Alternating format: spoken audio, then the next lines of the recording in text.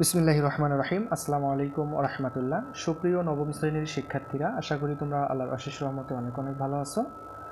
আজকে আমরা আলোচনা করব তোমাদের গণিত বইয়ের প্রথম অধ্যায়ে বাস্তব সংখ্যা যে অধ্যায়টি আছে, এই অধ্যায়ের অনুশীলনী 1-এর যে প্রশ্নগুলো আছে, আমরা সবগুলো প্রশ্ন এই ভিডিওর মাধ্যমে খুব সুন্দরভাবে বুঝে দেওয়ার চেষ্টা করব ইনশাল্লাহ। তো তোমরা ভিডিওটি ধৈর্য সহকারে একটু দেখতে থাকো। আশা করি তোমাদের ভিতরে কোনো কনফিউশন থাকবে না, একদম সুন্দরভাবে তোমাদেরকে বুঝে দেওয়া হবে। তো দেখো, আমাদের 1 নম্বরে কি বলা আছে যে নিচের কোনটি অমূলক সংখ্যা। এখানে আমাদেরকে 4টা অপশন দেওয়া আছে, ঠিক আছে। আমরা যদি ক নাম্বার অপশনের দিকে দেখি 0.3 পৌনপুণিক, তো এটাকে কি লেখা যায়? সাধারণ ভগ্নাংশে যদি রূপান্তর করি তাহলে আমরা হচ্ছে দশমিক পৌনপুণিক বাদ দিয়ে পুরো সংখ্যাটাকে লিখবো। এখানে পাই হচ্ছে 3, আর দশমিকের পরে একটা অঙ্ক আবৃত হওয়ার কারণে নিচে একটা 9। তো আমরা 3 আর 9 যদি কাটাকাটি করি তাহলে 1/3, অর্থাৎ 3 দ্বারা কাটলে 1/3। তো এটা কিন্তু আমরা p/q আকারে প্রকাশ করতে পারতেছি। তার কারণে আমরা বলতে পারি যে ক নাম্বারটা হচ্ছে আমাদের মূলদ সংখ্যা। কিন্তু আমাদেরকে বলতে নিচের কোনটি অমূলদ সংখ্যা। আচ্ছা, তাহলে ক নাম্বার হলো না। এখন খ নাম্বার দেখি।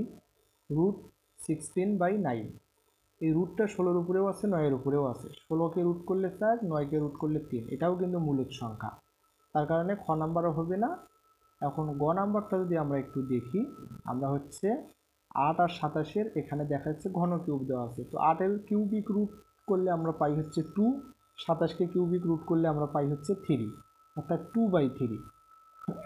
তার মানে দেখতে পাচ্ছি এটাও হচ্ছে একটা মূলদ সংখ্যা। এখন আমরা যদি ঘ নাম্বার প্রশ্নটা দেখি যে 5/√3, তো উপরে আছে 5, নিচে হলো √3। এই যে রুটের ভিতরে যে 3 আছে, এই 3টা কিন্তু হচ্ছে পূর্ণবর্গ সংখ্যা নয়। তো আমরা জানি যে পূর্ণবর্গ সংখ্যা নয় এমন সংখ্যার বর্গমূল হচ্ছে অমূলদ সংখ্যা। তো উপরে 5 যদিও মূলদ সংখ্যা, কিন্তু নিচে আছে অমূলদ সংখ্যা। তার মানে মূলদ সংখ্যাকে অমূলদ সংখ্যা দ্বারা ভাগ করলে সেটা আসলে কি হবে? অমূলদ সংখ্যাই হবে। তার মানে আমরা ঘ নাম্বারটা বলতে পারি যে এটা হচ্ছে আমাদের অমূলদ সংখ্যা। এরপরে হচ্ছে যে 2 নম্বর প্রশ্নটা আছে, একটু লক্ষ্য করেন। কি বলা আছে যে ABCD 4টি ক্রমিক স্বাভাবিক সংখ্যা হলে নিচের কোনটি পূর্ণবর্গ সংখ্যা? আমরা জানি যে 4টি ক্রমিক স্বাভাবিক সংখ্যার গুণফলের সাথে 1 যোগ করলে যোগফল পূর্ণবর্গ সংখ্যা হয়। এটা অবশ্যই তোমরা জানো যে 4টি ক্রমিক স্বাভাবিক সংখ্যার গুণফলের সাথে, তাহলে আমরা 4টা ক্রমিক স্বাভাবিক সংখ্যা নিতে পারি, যেমন 1, 2, 3, 4। ঠিক আছে, আমরা 4টা ক্রমিক স্বাভাবিক সংখ্যা নিলাম। তো এদের গুণফল, তাহলে 1 গুণন 2 গুণন 3 গুণন 4 গুণ করার পরে তার সাথে যদি আমরা 1 যোগ করি, তাহলে যোগফলটা আমাদের কি হবে? পূর্ণবর্গ সংখ্যা হবে। ঠিক আছে। আচ্ছা দেখেন, এরপরে তার মানে আমরা বলতে পারি আমাদের যে গ নাম্বারটা এটা হচ্ছে রাইট অ্যান্সার। ঠিক আছে। তো দেখেন, আমরা যদি একটু দেখি যে আমরা যদি 1, 2, 3 আর 4 যদি গুণ করি, তাহলে 2 অক্ষে 2, 2-এর সাথে 3 গুণ করলে 3 2 6, 6-এর সাথে 4 গুণ করলে তাহলে 4 6 24। তো তার সাথে যদি আমরা 1 যোগ করি তাহলে আমাদের 25 হয়। তার মানে আমরা বলতে পারি 25 কিন্তু একটা পূর্ণবর্গ সংখ্যা, অর্থাৎ 4টি ক্রমিক স্বাভাবিক সংখ্যার গুণফলের সাথে 1 যোগ করলে যোগফল কি হবে? অবশ্যই পূর্ণবর্গ সংখ্যা হবে।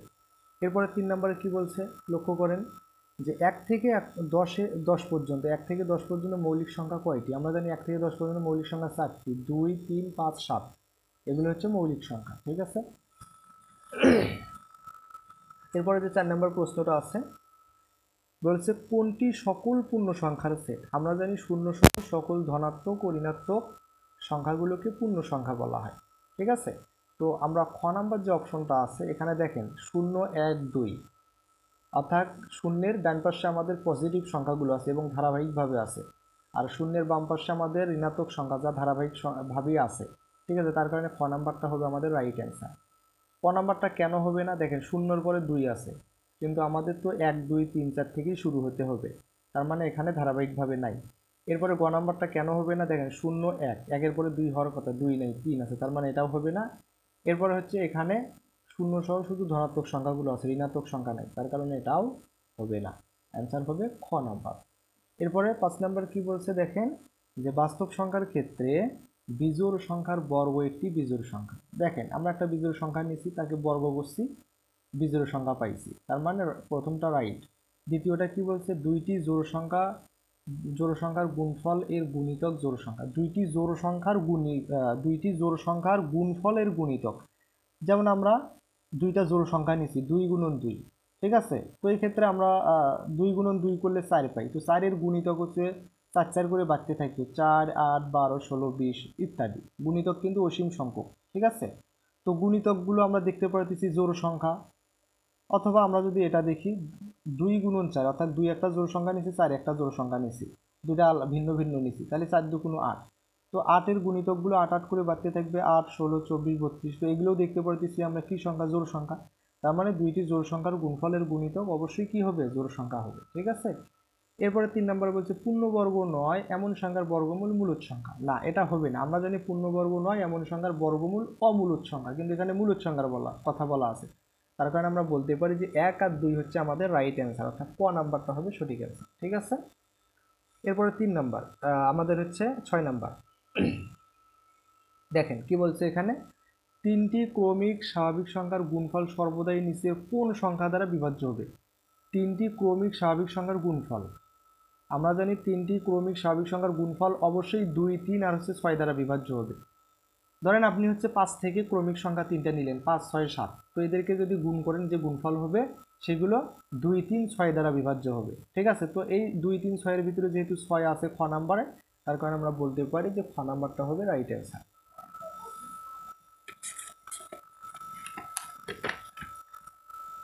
এরপরে দেখেন 7 নাম্বারে কি বলছে, যে এ ও বি দুইটি ক্রমিক জোড় সংখ্যা হলে, ক্রমিক জোড় সংখ্যা মানে কি, ধরেন আমি হচ্ছে 10 জোড় সংখ্যা থেকে শুরু করেছি, তাহলে 10-এর পরবর্তী জোড় সংখ্যা কত, 12, তার পরবর্তী জোড় সংখ্যা 14, তার পরবর্তী জোড় সংখ্যা 16, এভাবে।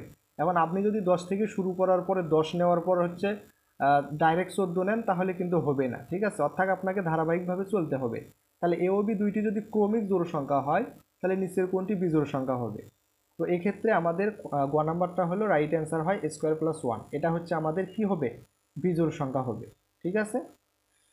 এরপর 8 নাম্বারটা দেখেন, এ ও বি দুইটি পূর্ণ সংখ্যা হলে, এ ও আর বি কি সংখ্যা, দুইটি পূর্ণ সংখ্যা হলে স্কোয়ার প্লাস বি স্কোয়ারের সাথে নিচের কোনটি যোগ করলে যোগফল একটি পূর্ণবর্গ সংখ্যা হবে।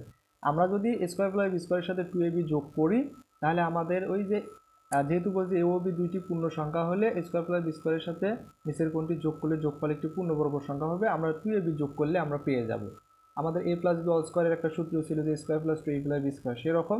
তাহলে স্কোয়ার প্লাস বি স্কোয়ারের সাথে যদি আমরা 2ab যোগ করি, তাহলে আমাদের কি হয়ে গেল, একটা পূর্ণবর্গ সংখ্যা হয়ে যাবে। ঠিক আছে। এরপরে দেখেন 9 নাম্বার, প্রমাণ করো যে প্রতিটি সংখ্যা হচ্ছে অমূলদ। এখানে √5 √7 √10 তিনটি আমাদের সংখ্যা দেওয়া আছে। তো দেখেন আমরা যদি √5 এর ক্ষেত্রে প্রমাণটা আমরা করি, তো এখানে আমরা এই যে √5 এর ভিতরে যে 5টা আছে, 5টা কিন্তু পূর্ণবর্গ সংখ্যা নয়। পূর্ণবর্গ সংখ্যা কোনগুলো, যেমন 4 9 16 25, এগুলো হচ্ছে পূর্ণবর্গ সংখ্যা। ঠিক আছে। তো 5 কিন্তু পূর্ণবর্গ সংখ্যা নয়। অতএব আমরা যদি √5, আমাদের যে এখানে যে √5 দেওয়া আছে, এই √5টা পূর্ণ সংখ্যা কিন্তু হবে না। আমরা জানি যে সংখ্যাগুলো পূর্ণবর্গ সংখ্যা তাদেরকেই যদি বর্গমূল করা হয় বা রুট করা হয়, সেক্ষেত্রে পূর্ণ সংখ্যা পাওয়া যায়। কিন্তু 5 যেহেতু পূর্ণ সংখ্যা নয়, পূর্ণবর্গ সংখ্যা নয়, তাকে যদি আমরা বর্গমূল করি, তাহলে অবশ্যই সেটা পূর্ণ সংখ্যা পাবো না। ঠিক আছে। তাহলে আমরা কি বলতে পারি, অতএব √5 মূলদ অথবা অমূলদ সংখ্যা হতে পারে। মূলদ সংখ্যাও হতে পারে, অমূলদ সংখ্যাও হতে পারে। ঠিক আছে। কেন মূলদ সংখ্যা অমূলদ সংখ্যা হতে পারে, এখানে যে 5টা পূর্ণ সংখ্যা হলো না, এই যে 5টা পূর্ণবর্গ সংখ্যা না হওয়ার কারণে √5টা পূর্ণ সংখ্যা হলো না। তার মানে এটা কি হতে পারে, আমাদের হচ্ছে দশমিকের পরে নির্দিষ্ট সংখ্যক একটা অঙ্কও থাকতে পারে, অথবা আমাদের কি হতে পারে, দশমিকের পরে আমাদের হচ্ছে অসীম সংখ্যক অঙ্কও থাকতে পারে। এটা কিন্তু আমরা এই মুহূর্তে বলতে পারতেছি না, আমরা হচ্ছে প্রমাণ করে দেখাবো। এই কারণে আমরা বললাম যে √5 মূলদ সংখ্যাও হতে পারে, অমূলদ সংখ্যাও হতে পারে। এখন যদি √5টা মূলদ সংখ্যা হয় ধরি, অথবা যদি √5টা কি হয়, মূলদ সংখ্যা হয়, তো মূলদ সংখ্যার ক্ষেত্রে আমরা কি জানি, যে সকল সংখ্যা মূলদ সংখ্যা হবে তাদেরকে p/q আকারে প্রকাশ করা যাবে। তাহলে আমরা √5 সমান p/q লিখতে পারি, যেখানে p ও q হচ্ছে কি পরস্পর সহমৌলিক সংখ্যা। সহমৌলিক মানে কি, p আর q এর ভিতরে এক ছাড়া অন্য কোনো সাধারণ গুণনীয়ক পাওয়া যাবে না। ঠিক আছে। এবং pq স্বাভাবিক সংখ্যা হবে, এবং q এর মানটা, এই যে q যেটা আছে, এটা একের চাইতে অবশ্যই কি হতে হবে, বড় হইতে হবে। ঠিক আছে। এটা কিন্তু আমরা জানি। এখন আমরা উভয় পক্ষে বর্গ করলাম, তো √5কে বর্গ করলে স্কোয়ার রুট কাটাকাটি গেলে 5, আর আমরা যদি ডান পাশে বর্গ করি, সেই স্কোয়ারটা পির উপরেও থাকবে, কিউ এর উপরেও থাকবে, তার মানে p²/q²। ঠিক আছে। তাহলে 5 সমান p²/q² আমরা পাইলাম। তো এরপরে দেখেন এখন আমরা কি করেছি, আমাদের 5 সমান পি স্কোয়ার বা কিউ স্কোয়ার ছিল, তো আমরা উভয় পক্ষে কিউ দ্বারা গুণ করেছি। তো আমরা যদি বাম পক্ষে কিউ দ্বারা গুণ করি তাহলে 5 কিউ হবে, আর ডান পক্ষে যদি কিউ দ্বারা গুণ করি তাহলে ওই কিউ এর সাথে নিচে যে কিউ স্কোয়ার ছিল তার একটা কিউ বাদ যাবে, তাহলে নিচে থাকবে হলো কিউ, অর্থাৎ পি স্কোয়ার ভাগ কিউ।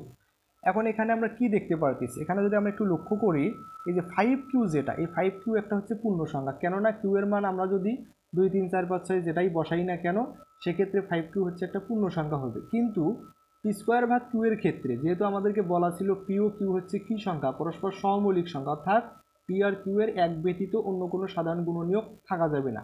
তো সেই ক্ষেত্রে পি স্কোয়ার ভাগ কিউ পূর্ণ সংখ্যা কিন্তু হয় না, কারণ পি ও কিউ স্বাভাবিক সংখ্যা ও পরস্পর সহমৌলিক সংখ্যা এবং কিউ হচ্ছে একের চাইতে বড়। সেক্ষেত্রে আমাদের কি হচ্ছে, পি স্কোয়ার ভাগ কিউটা পূর্ণ সংখ্যা হচ্ছে না। তাহলে আমরা কি বলতে পারি, অতএব 5 কিউ এবং পি স্কোয়ার ভাগ কিউ সমান হতে পারে না। 5 Q not equal P square ভাগ কিউ, অতএব √5 এর মান পি ভাগ কিউ আকারের কোনো সংখ্যাই হতে পারে না, অর্থাৎ √5 নট ইকুয়াল পি ভাগ কিউ, অতএব √5 হচ্ছে একটা কি সংখ্যা, অমূলদ সংখ্যা। আমরা প্রথমত কিন্তু মূলদ সংখ্যা ধরে নিয়েছিলাম, যেহেতু মূলদ সংখ্যার সত্য অনুযায়ী আমরা দেখলাম যে উভয় পক্ষ সমান হচ্ছে না, তার কারণে আমরা এখন বলতে পারি √5টা হচ্ছে অমূলদ সংখ্যা, প্রমাণিত। সেমভাবে খ নাম্বার প্রশ্নটা দেখেন, √7টা আমরা এখন নির্ণয় করব। তাহলে 7 সংখ্যাটা কিন্তু পূর্ণবর্গ সংখ্যা নয়, তার কারণে 7কে রুট করলে যে সংখ্যাটা পাবো সেটাও কি হবে না, পূর্ণ সংখ্যা হবে না। অতএব √7 আমরা বলতে পারি হয় মূলদ সংখ্যা হবে অথবা অমূলদ সংখ্যা হবে, ঠিক আছে। তো এখন যদি আমরা চিন্তা করি যে আমরা যদি √7টাকে মূলদ সংখ্যা চিন্তা করি, তাহলে সেক্ষেত্রে আমরা √7 সমান পি ভাগ কিউ আকারে লিখতে পারি, অর্থাৎ আমরা জানি মূলদ সংখ্যাকে পি ভাগ কিউ আকারে প্রকাশ করা যাবে, ঠিক আছে, যেখানে পি ও কিউ হচ্ছে সহমৌলিক ও স্বাভাবিক সংখ্যা এবং কিউটা হচ্ছে একের চাইতে বড়, ঠিক আছে। এখন আমরা কি করলাম, উভয় পক্ষে হচ্ছে বর্গ করলাম, তাহলে বাম পাশের স্কোয়ার রুট কাটাকাটি গেলে 7, আর ডান পাশে বর্গ করলে স্কোয়ারটা পির উপরেও থাকে কিউ এর উপরেও থাকে, তাহলে পি স্কোয়ার বা কিউ স্কোয়ার। এরপর আমরা উভয় পক্ষে কিউ দ্বারা গুণ করব, উভয় পক্ষে কিউ দ্বারা গুণ করেছি, 7-এর সাথে কিউ গুণ করলে হবে 7 কিউ, আর এখানে কিউ গুণ করলে আমাদের এই যে এখানে যে কিউ স্কোয়ার ছিল এই কিউ আর হচ্ছে কিউ স্কোয়ারের একটা কিউ বাদ যাবে, তাহলে নিচে থাকবে কিউ, ঠিক আছে। স্পষ্টত আমরা এখানে দেখতে পারতেছি 7 কিউ যেটা, এটা হচ্ছে একটা পূর্ণ সংখ্যা, কিউ এর মান 2 3 4 5 আমরা যাই ধরি না কেন সেক্ষেত্রে এটা একটা পূর্ণ সংখ্যা হয়। কিন্তু পি স্কোয়ার ভাগ কিউটা হচ্ছে পূর্ণ সংখ্যা হয় না, আর আমাদের মাঝখানে ইকুয়াল চিহ্ন আছে, মানে উভয় পক্ষ সমান হতে হবে, এ পাশে পূর্ণ সংখ্যা হলে এখানেও কি পূর্ণ সংখ্যাই হতে হবে এবং দুটাই সমান হতে হবে। কিন্তু দেখা যাচ্ছে কি পি স্কোয়ার ভাগ কিউটা পূর্ণ সংখ্যা হচ্ছে না, কেন হচ্ছে না, আমরা শুরুতেই বলেছিলাম পি কিউ হচ্ছে পরস্পর সহমৌলিক সংখ্যা এবং সহমৌলিক সংখ্যা মানে হচ্ছে পি আর কিউ এর এক ব্যতীত অন্য কোনো সাধারণ গুণনীয়ক পাওয়া যাবে না, এবং আরও একটা কথা বলা আছে যে কিউ এর মানটা আবার এক হতে পারবে না। তো সেই ক্ষেত্রে আমরা পি স্কোয়ার ভাগ কিউটা কি পাচ্ছি না, পূর্ণ সংখ্যা পাচ্ছি না, তাই না।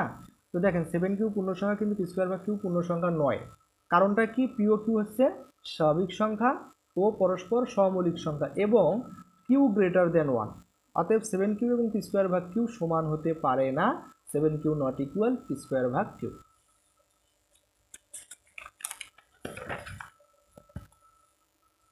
আচ্ছা, এখন একটু লক্ষ্য করেন, তাহলে আমরা কি বলতে পারি, অতএব √7 এর মান পি ভাগ কিউ আকারের হতে পারে না, অর্থাৎ √7 নট ইকুয়াল পি ভাগ কিউ। সুতরাং √7 হচ্ছে কি সংখ্যা, যেহেতু মূলদ হলো না অমূলদ সংখ্যা হবে, অমূলদ সংখ্যা।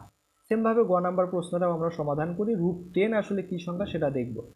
তো 10 সংখ্যাটা যেহেতু পূর্ণবর্গ সংখ্যা নয়, তার কারণে 10কে রুট করলে যে সংখ্যাটা সেটাও আসলে পূর্ণ সংখ্যা হবে না, এটা পূর্ণবর্গ সংখ্যা না হওয়ার কারণে √10 পূর্ণ সংখ্যা হবে না, ঠিক আছে। তার মানে √10 কি হতে পারে, ও মূলদ সংখ্যাও হতে পারে অমূলদ সংখ্যাও হতে পারে, অর্থাৎ √10 করলে যদি দশমিকের পরে দেখা যায় যে সসীম সংখ্যক মান আছে তাহলে আমরা বলতে পারবো মূলদ, আর যদি দেখা যায় যে অসীম সংখ্যক মান এবং অনাবৃত তার কারণে আমরা বলতে পারবো অমূলদ। তো আমরা সেটা এই মুহূর্তে বলতে পারবো না, আমরা প্রমাণ করে দেখব, ঠিক আছে। এ কারণে বলা হয়েছে √10টা মূলদও হতে পারে অমূলদও হতে পারে। যদি √10টা মূলদ সংখ্যা হয় তাহলে √10 সমান আমরা কি লিখতে পারবো, পি ভাগ কিউ, কারণ আমরা জানি মূলদ সংখ্যাকে পি ভাগ কিউ আকারে প্রকাশ করা যায়, যেখানে পি ও কিউ হচ্ছে পরস্পর সহমৌলিক ও স্বাভাবিক সংখ্যা এবং কিউ এর মান একের চাইতে বড়। পরস্পর সহমৌলিক মানে কি, পি ও কিউ এর এক ব্যতীত অন্য কোনো সাধারণ গুণনীয়ক থাকবে না, আর এখানে আবার হচ্ছে আরও একটা শর্ত দেওয়া আছে, কিউ এর মানটা একের চাইতে বড়, তার মানে এদের যে সাধারণ গুণনীয়ক এক ছিল সেটাও আর হতে পারতেছে না, যেহেতু কিউ একের চাইতে বড়, তাই না। তো দেখেন এখন আমরা উভয় পক্ষে বর্গ করলাম, তাহলে √10কে বর্গ করলে স্কোয়ার রুট কাটাকাটি গেলে 10, আর ডান পাশে বর্গ করলে পি স্কোয়ার ভাগ 2 স্কোয়ার। এরপরে আমরা উভয় পক্ষে কিউ দ্বারা গুণ করব। আমরা সেম নিয়মেই কিন্তু তিনটায় সমাধান করলাম, প্রমাণ করলাম। ঠিক আছে, দেখেন তাহলে 10 কিউ ইকুয়াল নিচে যে কিউ স্কোয়ার ছিল তার একটা কিউ বাদ গেল। ঠিক আছে, তাহলে পি স্কোয়ার ভাগ কিউ। এখন এখানে দেখা যাচ্ছে 10 কিউটা পূর্ণ সংখ্যা, অর্থাৎ কিউ এর মান 2 3 4 5 যাই ধরি না কেন, এক্ষেত্রে 10 কিউটা পূর্ণ সংখ্যা হয়, কিন্তু পি স্কোয়ার ভাগ কিউটা পূর্ণ সংখ্যা হয় না। কারণটা হলো পি আর কিউ হলো আমাদেরকে বলা ছিল সহমৌলিক সংখ্যা, আর সহমৌলিক সংখ্যার সাধারণ গুণনীয়ক শুধু এক থাকে, কিন্তু আমাদেরকে আরও একটা সত্য বলা ছিল যে কিউ এর মানটা একের চাইতে বড়, তাই না? এই কারণে এদের ভিতরে আর কোনো সাধারণ গুণনীয়ক থাকলো না। তার কারণে আমরা যদি ভাগ করি, লবকে হর দ্বারা ভাগ করি, সেক্ষেত্রে আমাদের দশমিক সংখ্যা আসবে। ঠিক আছে, তার মানে এটা পূর্ণ সংখ্যা নয়। পিও কিউ স্বাভাবিক সংখ্যা, সহমৌলিক সংখ্যা এবং কিউ গ্রেটার দ্যান 1। অতএব 10 কিউ এবং পি স্কোয়ার ভাগ কিউ সমান হতে পারে না। 10 Q not equal P square ভাগ কিউ।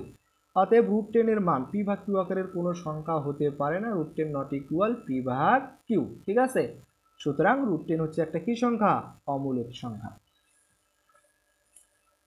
এরপরে 10 নম্বর প্রশ্ন আমাদের কি বলা আছে একটু লক্ষ্য করেন। 0.31 এবং 0.12 এর মধ্যে দুইটি অমূলক সংখ্যা নির্ণয় করো। ঠিক আছে, তাহলে 0.31 আর 0.12 এর মধ্যে দুইটি অমূলক সংখ্যা নির্ণয় করতে হবে। তো এর মধ্যে বলতে কি হতে হবে? আমরা এখানে দেখতে পাচ্ছি 0.31 আর 0.12 এর ভিতরে 0.31টা বড়, 0.12টা ছোট। তো যেহেতু এই দুটার মধ্যে আমাদের হচ্ছে কি বের করতে হবে? অমূলক সংখ্যা বের করতে হবে। সেক্ষেত্রে অবশ্যই যে অমূলক সংখ্যাটা বের করব, যে অমূলক সংখ্যা দ্বয় বের করব, সেটা 0.12 চাইতে বড় হতে হবে, 0.31 চাইতে ছোট হতে হবে, এবং পূর্ণবর্গ সংখ্যা হওয়া যাবে না। ঠিক আছে, তো দেখেন 0.12 গ্রেটার দেন 0.31, অর্থাৎ 0.12 এর চাইতে 3 বড়। এদের বর্গ যদি আমরা করি, 1 2 এর বর্গ করলে হয় 0.0144, আর 0.31 এর যদি আমরা বর্গ করি, সেক্ষেত্রে আমরা পাই হচ্ছে 0.961। ঠিক আছে, এখন 0.144 এবং 0.0961 এর মাঝে পূর্ণবর্গ ভগ্নাংশ নয়, এমন দুইটি সংখ্যার বর্গমূল নিলেই আমরা কি পেয়ে যাব? অমূলক সংখ্যা পাবো। ঠিক আছে, এই কথাটুকু অবশ্যই ভালোভাবে বুঝতে হবে। এদের মাঝখানে পূর্ণবর্গ ভগ্নাংশ নয়, পূর্ণবর্গ হওয়া যাবে না এমন দুইটা আমরা যদি সংখ্যা নেই, তাহলে তাদের বর্গমূল আসলে আমাদের কি হয়ে যাবে? অমূলক সংখ্যা হবে। কিন্তু যদি আমরা এই সংখ্যাদ্বয়ের মাঝখানে আমরা পূর্ণবর্গ ভগ্নাংশ নেই, তখন তাদেরকে বর্গমূল করলে আসলে সেটা আর অমূলদ হবে না, মূলদ হয়ে যাবে। এটা অবশ্যই মাথায় রাখতে হবে। ঠিক আছে, মনে করি একটি অমূলদ সংখ্যা হচ্ছে 0.0√2, অর্থাৎ 0.002 যেটা নিচে এটা হচ্ছে পূর্ণবর্গ নয়। তো এটাকে বর্গমূল করলে আমরা পাই হচ্ছে 0.141421 ডট ডট ইত্যাদি অসীম সংখ্যক এবং অনাবৃতভাবে বৃদ্ধি পাচ্ছে। এবং অপর অমূলক সংখ্যা হচ্ছে 0.05, যেটা পূর্ণবর্গ নয়। তো এদেরকে বর্গমূল করলে আমরা পাই 0.2233606 ডট ডট, অর্থাৎ অসীম সংখ্যক পর্যন্ত। এক্ষেত্রে এই সংখ্যাদ্বয় কি দেখা যাচ্ছে? 1.2 এর চাইতে হচ্ছে এই যে 0.02, এটা হচ্ছে কি বড়, আর 0.31 এর চাইতে ছোট। সেমভাবে 1.2 এর চাইতে এটা বড়, 0.31 এর চাইতে ছোট। তার মানে আমরা বলতে পারি নির্ণয় অমূলক সংখ্যা হলে একটা √0.02, √0.05, অথবা এই দুইটা। বুঝছেন? এখন 10-এর খ নাম্বার, 1/√2 এবং √2 এর মধ্যে একটি মূলদ এবং একটি অমূলদ সংখ্যা নির্ণয় করতে হবে। তাহলে 1/√2 আর হচ্ছে √2 এর মধ্যে একটা মূলদ আর একটা অমূলদ সংখ্যা বের করতে হবে। ঠিক আছে, তো আমরা যদি হচ্ছে 1কে √2 দ্বারা ভাগ করি, তাহলে আমরা পাই হচ্ছে 0.707106 ডট ডট, যেটা √2কে আমরা যদি হচ্ছে √2-র মানটা যদি বের করি 1.414213, অর্থাৎ 1/√2-র যে মানটা সেটার চাইতে √2-র মানটা কিন্তু বড়, এ কারণে আমরা এখানে গ্রেটার দেন দিয়েছি। এবং এদের বর্গ, একে যদি বর্গ করা যায় তাহলে হয় হচ্ছে হাফ, আর √2-কে বর্গ করলে স্কোয়ার রুট কাটাকাটি গেলে 2। ঠিক আছে, তো দেখেন তাহলে এদের বর্গ আমরা কি পাইলাম? হাফ পাইলাম আর হচ্ছে 2 পাইলাম। তো অতএব হাফ এবং 2 এর মধ্যে পূর্ণবর্গ ভগ্নাংশ নিলেই আমরা একটা মূলদ পাবো। এই যে পূর্ণবর্গ, অর্থাৎ এই যে হাফ আর 2 এর ভেতরে আমরা যদি একটা পূর্ণবর্গ নিই, তাহলে মূলদ অবশ্যই পাবো, তাই কি না? আর যদি একটা হচ্ছে কি পূর্ণবর্গ না নিই, তাহলে কিন্তু অমূলদ পাবো, সে কথাটাই বলা যায়। এবং পূর্ণবর্গ ভগ্নাংশ নয় এমন একটি সংখ্যার বর্গমূল নিলেই অমূলদ সংখ্যা পাওয়া যাবে। কথাগুলো অবশ্যই ভালোভাবে মনে রাখতে হবে। মনে করি একটি মূলদ সংখ্যা হচ্ছে √1। তো ওয়ানকে রুট করলে আসলে 1 হয়, ঠিক আছে, এটা হচ্ছে মূলদ সংখ্যার ক্ষেত্রে। এবং অপর একটা অমূলদ সংখ্যা, একটা মূলদ আর একটা অমূলদ বের করতে হবে, তাহলে √3/2। তো এটাকে বর্গমূল করলে আমরা পাই 1.224744 ইত্যাদি, ঠিক আছে। তো এখন দেখা যাচ্ছে এই যে 1 যেটা মূলদ নিয়েছিলাম সেটা আসলে 1/√2 চাইতে বড়, √2 চাইতে ছোট। আর √3/2 যেটা নিয়েছিলাম, যে অমূলদ সংখ্যাটা নিয়েছিলাম, সেটা আসলে আমাদের হচ্ছে 1/√2 চাইতে, এই যে 1/√2 চাইতে বড় আর √2 চাইতে ছোট, ঠিক আছে। তাহলে নির্ণয় মূলদ সংখ্যা 1 এবং অমূলদ সংখ্যা হচ্ছে √3/2।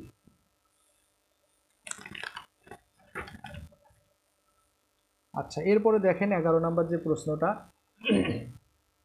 11 ক কি বলা আছে, প্রমাণ করো যে যে কোনো বিজোড় পূর্ণ সংখ্যার বর্গ একটি বিজোড় সংখ্যা। তাহলে যে কোনো বিজোড় পূর্ণ সংখ্যার বর্গ একটি বিজোড় সংখ্যা। মনে করি n হচ্ছে একটি বিজোড় পূর্ণ সংখ্যা, আমাদেরকে যেহেতু যে কোনো বিজোড় পূর্ণ সংখ্যার বর্গের কথা বলছে এবং বর্গ করলে সেটা কি হবে, একটা বিজোড় সংখ্যা হবে, তো সেটা আমরা দেখাবো। মনে করি n হচ্ছে একটা বিজোড় পূর্ণ সংখ্যা, তো ধরি n ইকুয়াল হচ্ছে 2x - 1। তো nটা যদি বিজোড় সংখ্যা হয় তাহলে আমরা এখানে যে 2x - 1 নিলাম এটাও অবশ্যই কি হতে হবে, বিজোড় সংখ্যা হতে হবে, তাই কিনা। তো আমরা একটু দেখি যে আসলে 2x - 1টা বিজোড় কিনা। তো এখানে x হচ্ছে যে কোনো পূর্ণ সংখ্যা, যে কোনো পূর্ণ সংখ্যা, সেটা ধনাত্মক সংখ্যা হতে পারে, ঋণাত্মক সংখ্যা হতে পারে। তো দেখেন x এর মান যদি আমরা 1 বসাই তাহলে 2 অক্ষে 2, 2 এর থেকে 1 বাদ দিলে 1 হয়, যা বিজোড় সংখ্যা। অথবা x এর মান যদি 2 নেই, 2 2 4, 4 থেকে 1 বাদ দিলে 3, যা আসলে বিজোড় সংখ্যা। অথবা যদি 3 নেই, 3 2 6, 6 থেকে 1 বাদ দিলে 5, যা বিজোড় সংখ্যা। তো আশা করি 2x - 1টা বিজোড় সংখ্যা, এটা আপনারা বুঝতে পেরেছেন। এখন আমরা কি করব, আমাদেরকে বলছিল বিজোড় পূর্ণ সংখ্যার বর্গ, অর্থাৎ বর্গ করতে হবে, উভয় পক্ষে বর্গ করলাম। তো ডান পক্ষে আমরা হলে a - b হোল স্কয়ারের সূত্র প্রয়োগ করতে পারি। 2xটা হচ্ছে a চিন্তা করব, 1টাকে b চিন্তা করে a - b হোল স্কয়ারের সূত্র প্রয়োগ করলে আমরা পাই a² - 2ab + b স্কয়ার। তাহলে এক্ষেত্রে 2 এর উপর 2 মানে 4, x এর উপর স্কয়ার মানে x², 4x স্কয়ার, আর 2 2 4, তার সাথে 1 গুণ করলে x, 1 গুণ করলে 4x, আর এখানে 1 এর উপর স্কয়ার করলে 1। তাহলে এখান থেকে 4x² আর -4x, এই দুটোর থেকে 4x কমন নিলে 4x দ্বারা ভাগ করলে x, আর 4x দ্বারা ভাগ করলে 1। তাহলে 4x × x - 1, আর এই পাশে হচ্ছে +1। তো এই ক্ষেত্রে আমরা কি দেখতে পাচ্ছি, x আর হচ্ছে x - 1 আমাদেরকে দেখেন, যেহেতু x হলো যে কোনো পূর্ণ সংখ্যা, x কি যে কোনো পূর্ণ সংখ্যা, এখন আমরা 4x আর হচ্ছে x - 1 একটি কি হবে, জোড় সংখ্যা হবে। x আর x - 1 এর কথা যদি চিন্তা করি, x আর x - 1, দেখেন x আর x - 1 কিন্তু গুণন আকারে আছে, তাই না। তো x যদি 1 হয় অথবা যদি 2 হয়, আর x - 1টা কত হবে, 1 হবে। তো সেক্ষেত্রে x আর x - 1 কিন্তু দেখা যাচ্ছে হচ্ছে দুইটা ক্রমিক সংখ্যা, ঠিক আছে, দুইটা ক্রমিক সংখ্যা। x এর মান যদি 2 হয় আর x এর থেকে যদি 2 এর থেকে 1 বাদ দিলে 1 হবে, তাহলে 2 1। তাহলে এক্ষেত্রে আমরা, অথবা আমরা উল্টোভাবে বলতে পারি x - 1 ও x - 1 ও x হচ্ছে কি সংখ্যা, দুইটা ক্রমিক সংখ্যা। তো সেক্ষেত্রে দুইটা ক্রমিক সংখ্যা এবং যেহেতু গুণন আকারে আছে, তার কারণে আমরা বলতে পারি এরা হচ্ছে 2 দ্বারা বিভাজ্য, তাই কি না।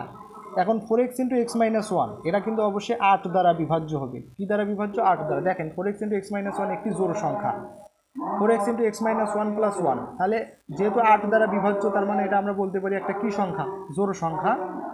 এখন তার সাথে আবার 1 যোগ আকারে আছে, তো যখনই বিজোড় হয়ে গেল তখন তো আর সেটা কি থাকলো না, সেটা হচ্ছে আমাদের জোড় সংখ্যা থাকলো না। তাহলে 4x × x - 1 + 1 সংখ্যাটি বিজোড় সংখ্যা হয়ে গেল, বিজোড় পূর্ণ সংখ্যা। অতএব n² = 4x × x - 1 + 1 বিজোড় পূর্ণ সংখ্যা, ঠিক আছে। আচ্ছা, তাহলে যে কোনো বিজোড় পূর্ণ সংখ্যার বর্গ কি হবে, একটা অবশ্যই বিজোড় সংখ্যা হবে, প্রমাণিত। এখন আমরা খ নাম্বার প্রশ্নটা একটু লক্ষ্য করি। দেখেন এখানে কি বলা আছে, যে প্রমাণ করো যে দুইটি ক্রমিক জোড় সংখ্যার গুণফল 8 দ্বারা বিভাজ্য। দুইটি ক্রমিক জোড় সংখ্যার গুণফল, দুইটি ক্রমিক জোড় সংখ্যা। তো মনে করি দুইটি ক্রমিক জোড় সংখ্যা, একটা 2x আর একটা হলো 2x + 2। তো 2xটা কিভাবে জোড় সংখ্যা, এখানে বলা আছে x হচ্ছে পূর্ণ সংখ্যা। তো x এর মান যদি আমরা 1 নেই, তাহলে 2 অক্ষে 2, 2 কি একটা জোড় সংখ্যা না।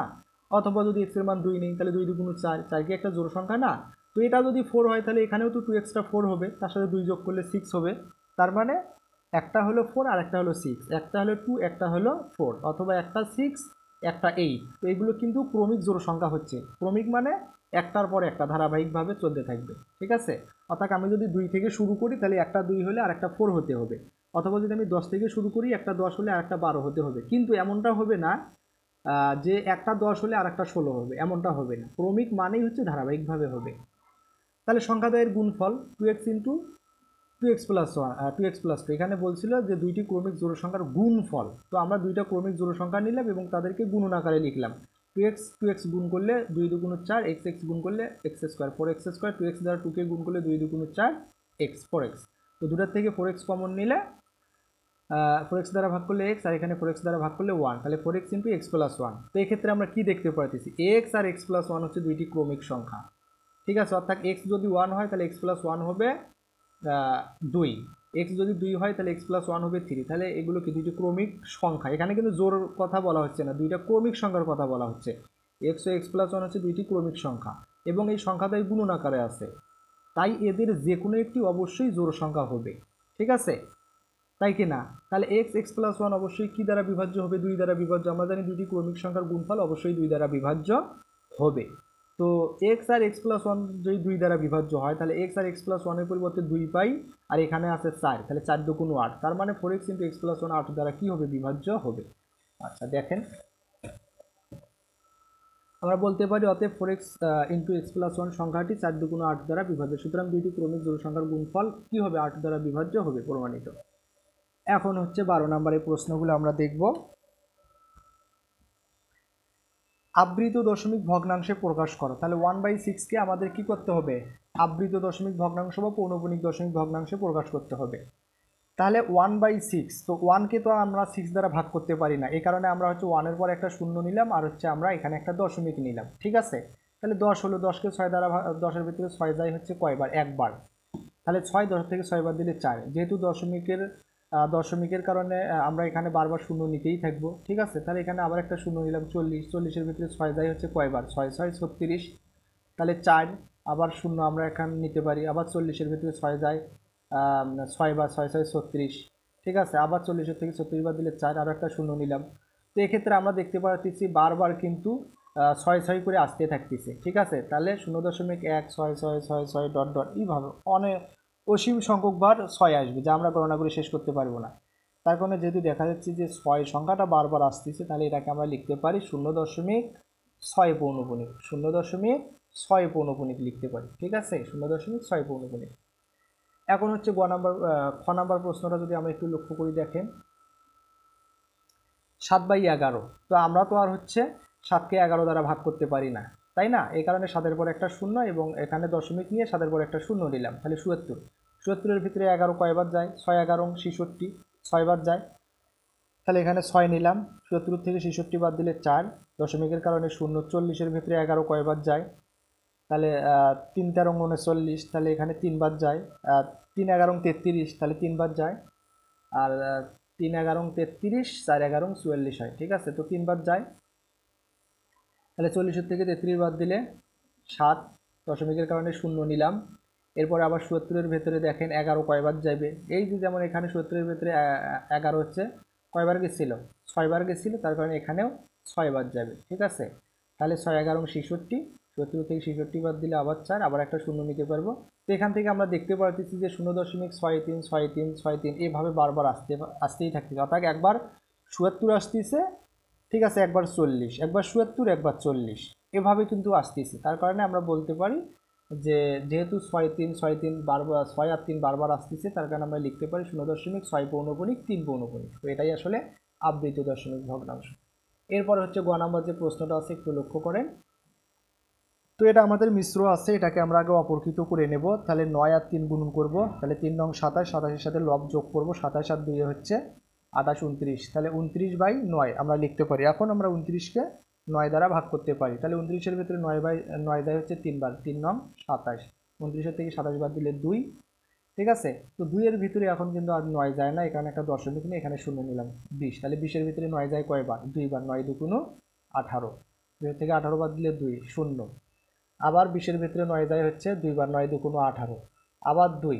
তো এক্ষেত্রে আমরা দেখতে পারতেছি বারবার শুধু 20, অর্থাৎ 2 2 করে বারবার আসতেছে, ঠিক আছে। তার কারণে আমরা এটাকে লিখতে পারি হচ্ছে 3.2 পৌনপুনিক। ঠিক আছে, এরপরে যে ঘ নাম্বার প্রশ্নটা আছে দেখেন, 3 সমস্ত 8/15, তো এটা মিশ্র, এটাকে আমরা আগে অপরকৃত করব। তাহলে 3 15 45, 45-এর সাথে 8 যোগ করলে 53, তাহলে 53/15, 53কে আমরা 15 দ্বারা ভাগ করতে পারবো। 53-এর ভিতরে 15 কয়বার যায়? 3 15 45, 3বার যায়। তাহলে 53 5 থেকে 4, আচ্ছা দেখেন, তাহলে এখানে আমরা আসলে কি পাই? 53 থেকে যদি আমরা হচ্ছে 53 থেকে 45 বাদ দিলে 8, অর্থাৎ 13 থেকে 5 বাদ দিলে 8, হাতে থাকে 1, 1 4 5, 5 5 মিলিয়ে গেলে শূন্য, বাম্পারের শূন্য বসে না। তো এখন 8-এর ভিতরে যেহেতু 15 যাচ্ছে না, দশমিক নিলাম, এখানে একটা শূন্য, তাহলে 80, 80-এর ভিতরে 15 কয়বার যায়? 5 বাদ যায়। ঠিক আছে, 5 15 75, তাহলে 80 থেকে 75 বাদ দিলে 5 50, তো 50-এর ভিতরে আবার 15 কয়বার যায়? 3বার, 3 15 45, 50 থেকে 45 বাদ দিলে 5। তো এক্ষেত্রে আমরা দেখতে পারতেছি বারবার হচ্ছে আমাদের হচ্ছে 3 3 করে আসতেছি বারবার, আপনারা দেখতেই পারতেছেন। আশা করি এগুলো আপনারা অবশ্যই বুঝতে পারতেছেন। তো 3.5 3 3 3 3 3 3 অসংখ্যবার আসতেই থাকতেছে। এই কারণে আমরা এটাকে লিখতে পারবো হচ্ছে 3.5 3 পৌনপুনিক। যেহেতু 3 সংখ্যাটা বারবার আসতেছে, 3-এর উপর আমরা পৌনপুনিক বিন্দু দেবো। তো এটাই হচ্ছে আসলে আমাদের আবৃত দশমিক ভগ্নাংশ। এরপরে হচ্ছে 13 নাম্বার, সাধারণ ভগ্নাংশে প্রকাশ কর। ঠিক আছে, আমাদের হচ্ছে আবৃত দশমিক ভগ্নাংশ দেওয়া আছে, এগুলোকে সাধারণ ভগ্নাংশে প্রকাশ করতে হবে। তো দেখেন, প্রথমত আমরা কি করব? সাধারণ ভগ্নাংশে প্রকাশ করার জন্য আমরা দশমিক এবং পৌনপুনিক বাদ দিয়ে পুরো সংখ্যাটাকে লিখব। তাহলে দশমিক আর পৌনপুনিক বাদ দিলে আমাদের এখানে পাই হচ্ছে 2। তো এখন দেখতে হবে যে পৌনপুনিক বাদে যে অঙ্কটা আছে সেটা আমাদের বিয়োগ করতে হবে। তো এখানে যেহেতু কোনো অঙ্ক নাই, তার কারণে শূন্য বাদ দেবো। আর দশমিকের পর দেখতে হবে কয়টা আবৃত আছে আর কয়টা অনাবৃত। যেহেতু দশমিকের পর একটাই আবৃত অঙ্ক আছে, তো একটা আবৃত অঙ্কের কারণে নিচে 9, তাহলে আমরা এখান থেকে পাই 2/9। তো এটাই আসলে আমাদের সাধারণ ভগ্নাংশ। সেমভাবে এটার ক্ষেত্রে দশমিক পৌনপুনিক বাদ দিয়ে আমরা পাই 35। তো আবৃত অঙ্ক ছাড়া কোনো অঙ্ক নাই, এ কারণে আমরা শূন্য বাদ দেবো, আর দশমিকের পর 2টা আবৃতের কারণে 2টা 9 লিখবো। তো 35/99। ঠিক আছে, সেমভাবে গ নাম্বার প্রশ্নটা দেখেন, আমরা যদি দশমিক এবং পৌনপুনিক বাদ দিই তাহলে পুরো সংখ্যাটা হয় 13। তো এখানে দেখা যাচ্ছে আবৃত অঙ্ক ছাড়াও একটা অঙ্ক 1 আছে, তো আমরা 1 বাদ দেবো। তো দশমিকের পর একটা অঙ্ক আবৃত আছে, একটা অঙ্ক অনাবৃত আছে। তো আবৃত অঙ্কের কারণে 9 আর একটা অনাবৃতের কারণে একটা 0। ঠিক আছে, তাহলে 13 থেকে 1 বাদ দিলে 12 / 90। তো কাটাকাটি করলে আমরা পাই হচ্ছে 2/15। ঠিক আছে, অর্থাৎ 6 দিয়ে আমরা কাটাকাটি করেছি। এরপরে যে ঘ নাম্বার প্রশ্নটা আছে লক্ষ্য করেন, এখানে দশমিক আর পৌনপুনিক যদি বাদ দেই তাহলে হয় 3 7 8।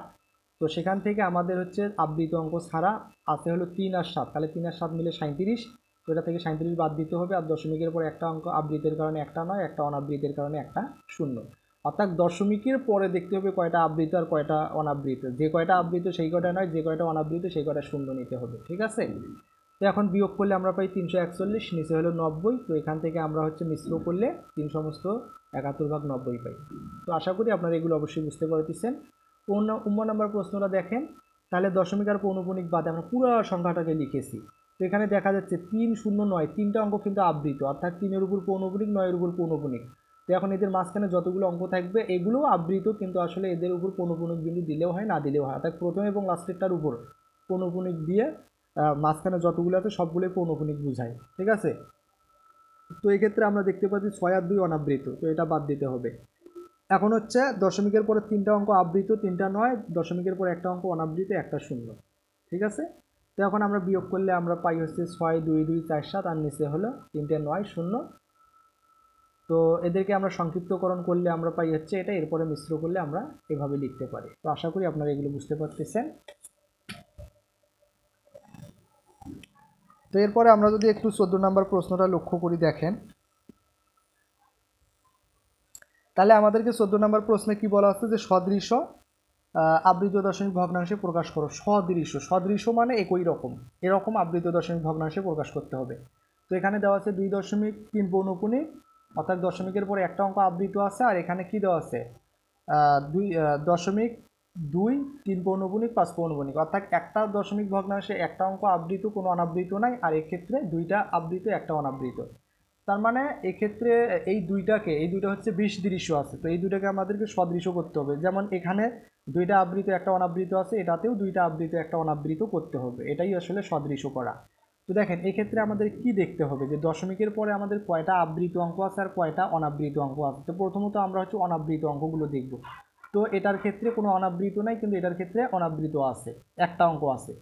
তো সর্বোচ্চ যেহেতু একটা অনাবৃত অঙ্ক আছে, দুইটাতেই একটা করে অনাবৃত অঙ্ক করতে হবে। তো দেখেন এই সে কথাটা এখানেই লিখেছি যে অনাবৃত অংশের অঙ্ক সংখ্যা যথাক্রমে, এটার ক্ষেত্রে হচ্ছে 0 মানে একটাও নাই, আর দ্বিতীয়টার ক্ষেত্রে হচ্ছে অনাবৃত অঙ্ক একটা, তাহলে 0 আর হচ্ছে 1 অর্থাৎ সর্বোচ্চ একটা। তাই প্রত্যেকটা ভগ্নাংশে অনাবৃত অংশে অঙ্ক হবে একটি করে, দুইটাতে অনাবৃত অংশের অঙ্ক সংখ্যা একটা করে হবে। ঠিক আছে। এরপরে দ্বিতীয়ত এটাতে হচ্ছে আবৃত অঙ্ক আছে একটা, এটাতে আবৃত অঙ্ক আছে দুইটা। এখন 1 আর 2 এর লসাগু যেটা হবে, যে সংখ্যাটা হবে, যদি লসাগু 2 হয় তাহলে দুইটাতে দুইটা করে অনাবৃত অংশে অঙ্ক সংখ্যা থাকতে হবে। যদি লসাগু 6 হয়, দুইটাতে 6টা করে আবৃত অংশের অঙ্ক সংখ্যা থাকতে হবে। ঠিক আছে। তো দেখেন এখানে সে কথাটাই বলেছি যে আবৃত অংশের অঙ্ক সংখ্যা যথাক্রমে, এই যে এটাতে হচ্ছে একটা আর এটাতে হচ্ছে দুইটা, তাহলে যাদের লসাগু হচ্ছে 2, 1 আর 2 এর লসাগু হচ্ছে 2, সুতরাং আবৃত অংশের অঙ্ক সংখ্যা হবে দুইটি করে। অর্থাৎ এই ভগ্নাংশটা তো দুইটা হচ্ছে কি থাকতে হবে, আবৃত অঙ্ক থাকতে হবে, এটা তো দুইটা আবৃত অঙ্ক থাকতে হবে। তো দেখেন 2.3, তাহলে আমাদের হচ্ছে অনাবৃত একটা অঙ্ক থাকতে হবে, তো আমরা লিখতে পারি 2.3। 3-এর উপর কিন্তু আমরা পৌনপুনিক দিই নি, তার মানে একটা হচ্ছে অনাবৃত, এরপরে দুইটা আবৃত, তাহলে 3-এর উপর পৌনপুনিক, আবার 3-এর উপর পৌনপুনিক, অর্থাৎ 3 পৌনপুনিক, 3 পৌনপুনিক, এটাকে কিন্তু আমরা অনেকগুলো 3 লিখতে পারি। ঠিক আছে। তো এখন এটাকে আমরা এভাবেও লিখতে পারি 2.3, 3 পৌনপুনিক, 3 পৌনপুনিক, তার মানে আসলে এই 3 পৌনপুনিকেই বোঝাচ্ছে, কিন্তু এটাকে আমরা সদৃশ করলাম আর কি। এখন এটা যেমন আছে তেমনই থাকবে, কারণ এখানে যেমন দুইটা আবৃত, এখানেও দুইটা আবৃত আছে, এখানে একটা অনাবৃত, এখানেও একটা অনাবৃতই ছিল কিন্তু। আশা করি বুঝতে পারতেছেন। এরপরে 6 নম্বর প্রশ্নটা 7.2 6 পৌনপুনিক, 4.23 7 পৌনপুনিক। তাহলে অনাবৃত অংশের অঙ্ক সংখ্যা যথাক্রমে এটাতে দেখতে পারতেছি একটা, এটাতে দেখতে পারতেছি দুইটা, তাহলে 1 আর 2 অর্থাৎ সর্বোচ্চ আছে দুইটা, তার মানে এটা তো দুইটা অনাবৃত অঙ্ক হতে হবে, এটা তো দুইটা অনাবৃত অঙ্ক হতে হবে, তাহলে একটা গেল। তাই প্রত্যেক ভগ্নাংশে অনাবৃত অংশের অঙ্ক সংখ্যা হবে দুইটা করে। আচ্ছা, এটা গেল। এরপরে দ্বিতীয়ত আবৃত অংশের অঙ্ক সংখ্যা, এটাতেও একটা, এটাতেও একটা, তাহলে 1 ও 1, যাদের লসাগু আসলে 1 হয়, তাই প্রত্যেক ভগ্নাংশে আবৃত অংশের অঙ্ক সংখ্যা হবে একটা করে। তাহলে দেখেন 7.26 পৌনপুনিক, তাহলে দুইটা অনাবৃত অঙ্ক হতে হবে, তাহলে লিখতে পারি 7.26, অর্থাৎ 6কে আমরা কিন্তু অনেকবার লিখতে পারি, এ কারণে 2 6 লিখলাম, এরপরে 6 পৌনপুনিক, দুইটা অনাবৃত একটা আবৃত হলো। সেমভাবে নিচেরটা 4.23 7 পৌনপুনিক, তাহলে দুইটা অনাবৃত আছে, একটা আবৃত আছে, জাস্ট আমাদের সদৃশ হয়ে গেল। এরপর হচ্ছে গ নাম্বার প্রশ্নটা একটু লক্ষ্য করেন। তাহলে 5.7 পৌনপুনিক, 8.3 পৌনপুনিক, 4 পৌনপুনিক, 6.2 পৌনপুনিক, 4 পৌনপুনিক, 5 পৌনপুনিক, এখানে তিনটা আমাদের ভগ্নাংশ আছে, দশমিক ভগ্নাংশ। তো প্রথমটা অনাবৃত অঙ্ক নাই, দ্বিতীয়টা তো অনাবৃত অঙ্ক নাই, তৃতীয়টা তো কোনো অনাবৃত অঙ্ক নাই, তার মানে সবগুলোতেই আমাদের কি হতে হবে, অনাবৃত অঙ্ক থাকবে না, যেহেতু একটাতেও নাই। যেটা থাকতো সর্বোচ্চ যত সংখ্যক থাকতো তত সংখ্যক করতাম, যেহেতু সবগুলোতে নেই তাহলে সবগুলোতে অনাবৃত অঙ্ক হবে না। এখন এটাতে একটা অঙ্ক আবৃত্তি, এটাতে দুইটা অঙ্ক আবৃত্তি, এটাতে তিনটা অঙ্ক আবৃত্তি, তাহলে 1 2 আর 3 এর লসাগু কত, 6, তার মানে সবগুলোতে 6টা করে আমাদের আবৃত অঙ্ক হবে। তো আমরা এখানে সে কথাটাই লিখেছি। দেখেন অনাবৃত অঙ্ক সংখ্যা যথাক্রমে 0 0 ও 0, তাই প্রত্যেক দশমিকে অনাবৃত অংশের অঙ্ক সংখ্যা হবে 0টি, অর্থাৎ হবে না। এরপর আবার আবৃত অংশের অঙ্ক সংখ্যা যথাক্রমে 1 2 ও 3টি, যাদের লসাগু 6, সুতরাং আবৃত অংশের অঙ্ক সংখ্যা হবে 6টি করে। তো দেখেন 5.7 পৌনপুনিক, এটাকে আমরা লিখতে পারি 5 দশমিক, যেহেতু অনাবৃত নাই তার কারণে এখানে অনাবৃত দিলাম না, তো আবৃত হবে 6টা অঙ্ক, তাহলে 7 1 2 3 4 5 6, তাহলে প্রথমে 7-এর উপর পৌনপুনিক, লাস্টে 7-এর উপর পৌনপুনিক, তাহলে আমাদের হয়ে গেল। এরপর হচ্ছে 8.3 পৌনপুনিক, 4 পৌনপুনিক, তাহলে 8.34 3 4 3 4, তাহলে আমাদের 6টা অঙ্ক হলো, প্রথমটার উপর আবৃত অঙ্ক দিলাম, লাস্টেরটার উপর দশমিক পৌনপুনিক বিন্দু দিলাম, তাহলে এখানে 6টাই আমাদের আবৃত বোঝাচ্ছে। সেমভাবে 6.245, তাহলে 6.245 2 4 5, তাহলে প্রথমটার উপরে পৌনপুনিক, লাস্টেরটার উপরে পৌনপুনিক, তাহলে এখানেও 6টা হলে, এখানেও 6টা হলে, এখানেও 6টা, তো এটাই আসলে আমাদের সদৃশ। এরপরে ঘ নাম্বার দেখেন 12.32, এখানে কিন্তু কোনো আবৃত অঙ্ক নাই, অনাবৃত অঙ্ক দুইটা আছে। 2.1 নয়, এখানে একটা আবৃত একটা অনাবৃত, আর এখানে 4.32 দুইটা অনাবৃত আর দুইটা আবৃত, তার মানে সর্বোচ্চ এখানে দুইটা অনাবৃত, এখানে একটা, এখানে দুইটা, তার মানে সর্বোচ্চ দুইটা করে অনাবৃত আমাদের আছে, সর্বোচ্চ দুইটা আছে, তার কারণে সবগুলোতে দুইটা করে অনাবৃত হবে। আর এখানে আবৃত নাই, এখানে আবৃত একটা, এখানে আবৃত দুইটা, তাহলে 1 আর 2 এর লসাগু কত, 2, তাহলে সবগুলোতে দুইটা করে আমাদের আবৃত আবৃত সংখ্যা হবে। তো দেখেন এখানে আমরা সে কথাটাই লিখেছি, প্রদত্ত ভগ্নাংশগুলোতে অনাবৃত অংশের অঙ্ক সংখ্যা যথাক্রমে 2, 1 ও 2টি, 2, 1 ও 2টি, অর্থাৎ এখানে 2টি, এখানে 1টি, এখানে 2টি। তাই ভগ্নাংশগুলোর অনাবৃত অংশের অঙ্ক হবে 2টি এবং আবৃত অংশের অঙ্ক সংখ্যা যথাক্রমে 0, 1 ও 2টি। যাদের লসাগু 2, তাই আবৃত অংশের অঙ্ক সংখ্যা হবে 2টি করে। ঠিক আছে? তো দেখেন 12.32, তাহলে অনাবৃত 2টি, আর যেহেতু এখানে আমাদের কোনো আবৃত নাই এবং 2টা আবৃত অঙ্ক আমাদের নিতে হবে, এ কারণে 0, 0 নিলাম, অর্থাৎ 2টা 0 নিয়ে তাদের উপর আবৃত অঙ্ক দিলাম। তাহলে এই 2টা হচ্ছে আমাদের আবৃত, আমাদের হয়ে গেল। এরপর হচ্ছে 2.19 পৌনঃপুনিক, তাহলে 2.19 2টা অনাবৃত আর 2টা 9 নিয়ে তাদের উপর পৌনঃপুনিক দিলাম, 2টা আবৃতও হয়ে গেল। এরপর হচ্ছে 4.325 পৌনঃপুনিক 6 পৌনঃপুনিক, তাহলে 4.32 2টা অনাবৃত, 5 পৌনঃপুনিক 6 পৌনঃপুনিক 2টা আবৃত হয়ে গেল। ঠিক আছে? এরপরে হচ্ছে 15 নাম্বার, কি বলা আছে যে যোগ করো। ঠিক আছে? তো যোগের ক্ষেত্রে যেহেতু এগুলো হচ্ছে আবৃত দশমিক ভগ্নাংশ, তো আবৃত দশমিক ভগ্নাংশের যোগের ক্ষেত্রে আমাদের একটা কাজ করতে হবে, সেটা হলো কি, আগে আমাদেরকে যে দশমিক ভগ্নাংশগুলো দেওয়া আছে এগুলোকে আগে সদৃশ করে নিতে হবে। কারণ আমরা যদি সদৃশ না করি তো সেক্ষেত্রে আমরা যোগ অথবা বিয়োগ করতে পারবো না। আবৃত দশমিক ভগ্নাংশের যোগ অথবা বিয়োগ করার জন্য অবশ্যই তাদেরকে আগে সদৃশ করে নিতে হবে, এরপরে আমাদেরকে যোগ বিয়োগ করতে হবে। তো সদৃশ কিভাবে করে আপনারা অবশ্যই বুঝতে পারছেন এবং অল্প সময়ের মধ্যেই বের করতে সদৃশ করতে পারবেন। যেমন এটা একটা দশমিক ভগ্নাংশ, এটা একটা আবৃত দশমিক ভগ্নাংশ। তো এইখানে একটা অনাবৃত অঙ্ক আছে, এখানে 2টা অনাবৃত অঙ্ক আছে, তার মানে 2টাতে 2টা করে অনাবৃত অঙ্ক থাকতে হবে। এখানেও একটা অঙ্ক আবৃত, এখানেও একটা অঙ্ক আবৃত, এবং 2টাতে 1 আর 1-এর লসাগু 1, তার মানে 2টাতে একটা করে আবৃত অঙ্ক থাকতে হবে, তাই কি না? এরপরে আমরা যোগ করব। দেখেন 0.45 পৌনঃপুনিক, তাহলে 2টা অনাবৃত অঙ্ক আগে নেই, 0.45 নিলাম। এরপরে আমাদের একটা অঙ্ক আবৃত হতে হবে, এই যে 5 পৌনঃপুনিক, তাহলে আমরা একটা অঙ্ক আবৃত নিলাম। এরপরে হচ্ছে এটার ক্ষেত্রে 0.134 পৌনঃপুনিক, তো 2টা অনাবৃত 1-3 নিলাম। এরপরে একটা অঙ্ক আবৃত 4 পৌনঃপুনিক হয়ে গেল। তো আমরা যোগ অথবা বিয়োগের ক্ষেত্রে ডান পাশে এই একটা রেখা দেব, সেই রেখার ডান পাশে আমরা 2টা করে অঙ্ক অতিরিক্ত নেব, এটা যোগ অথবা বিয়োগের একুরেট মানটা পাওয়ার জন্য। ঠিক আছে? যোগ অথবা বিয়োগের ক্ষেত্রে অবশ্যই আমাদের এই কাজটা করতে হবে, আমাদেরকে আগে সদৃশ করতে হবে, করার পরে ডান পাশে আমাদের 2টা অঙ্ক নিতে হবে, প্রথম যে দশমিক ভগ্নাংশটা থাকবে সেটার ক্ষেত্রেও, অর্থাৎ যতগুলো থাকবে সবগুলোর ক্ষেত্রেই 2টা করে অঙ্ক নিতে হবে। তো এটা যেহেতু 5 সংখ্যাটা আবৃত ছিল, এই কারণে 2টা 5 নিলাম। এটা যেহেতু 4 অঙ্কটা আবৃত ছিল, 2টা 4 নিলাম। ঠিক আছে? তো এখন আমরা যোগ করব। 5 আর 4 9, 5 আর 4 9। তো এক্ষেত্রে আমাদের হাতে 1 থাকতেছে না, অর্থাৎ আমাদের হাতে কিছু থাকে কি না এটা শিওর হওয়ার জন্য আমরা ডান পাশে 2টা করে অঙ্ক নেই আর কি। ঠিক আছে? তো 5 আর 4 9, 5 আর 3 8, 4 আর 1 5, 0.00 যোগ করলে 0। তো এখানে যেহেতু 5-এর উপর পৌনঃপুনিক অথবা 4-এর উপর পৌনঃপুনিক ছিল, লাস্টের অঙ্কটার উপরে পৌনঃপুনিক দিলাম। এখন আমাদের লাস্টের অঙ্ক 2টার আর কোনো কাজ নাই, তাহলে আমাদের যোগফল হবে 0.589 পৌনঃপুনিক। ঠিক আছে? 5, 8, 9 পৌনঃপুনিক। সেমভাবে দেখেন, এটা দেখলে বুঝতে পারবেন। তো এখানে আমাদের 3টা আছে, তো আমরা আগে সদৃশ করে নেব। দেখেন 2.05 পৌনঃপুনিক, এখানে একটা আবৃত একটা অনাবৃত, একটা অনাবৃত একটা আবৃত, এখানে 3টা অনাবৃত। যদি সর্বোচ্চ 3টা অনাবৃত আছে, তার কারণে সবগুলোতে 3টা করে অনাবৃত হতে হবে। আর এখানে একটা আবৃত, এখানে একটা আবৃত, এটাতে আবৃত নাই, তো এখানে একটা, এখানে একটা, 1 আর 1-এর লসাগু 1, তার কারণে সবগুলোতে একটা করে আবৃত হতে হবে। ঠিক আছে? তো দেখেন 2.05 পৌনঃপুনিক, তাহলে আমাদের 3টা অনাবৃত হতে হবে, তাহলে 2.055, তাহলে আমাদের 3টা অনাবৃত হলো, আর আবৃত একটা 5 পৌনঃপুনিক, তাহলে একটা আবৃত হলো, 3টা অনাবৃত হলো। সেমভাবে 0.04 পৌনঃপুনিক, তাহলে 0, 4, 4, 3টা অনাবৃত হলো, 4 পৌনঃপুনিক একটা আবৃত হলো। সেমভাবে 7.018, 7.018, 3টা অনাবৃত হলো। যেহেতু এখানে কোনো আবৃত নাই, আমাদের একটা অঙ্ক আবৃত নিতে হবে, এই কারণে 0-এর উপর পৌনঃপুনিক দিলাম, তাহলে একটা আবৃত হলো। ঠিক আছে?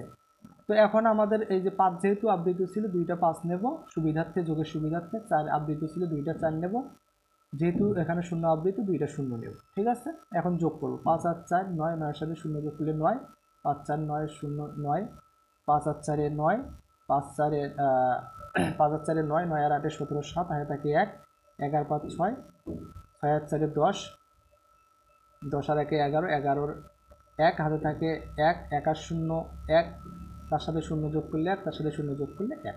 ঠিক আছে, এরপরে দশমিক 8 আর 2 10, 10 এর সাথে 17। তো এখন দেখেন আমাদের লাস্টের অঙ্ক দুইটার আর কোনো কাজ নাই, তাহলে লাস্টের অঙ্কটা শুধু এখানে আবৃত ছিল, তার কারণে 17.11795। তো এটাই আসলে আমাদের অ্যান্সার। এরপর আমাদের যে গ নাম্বার প্রশ্নটা আছে আমরা একটু সেটা লক্ষ্য করি। দেখেন গ নাম্বার প্রশ্নে কি বলা আছে,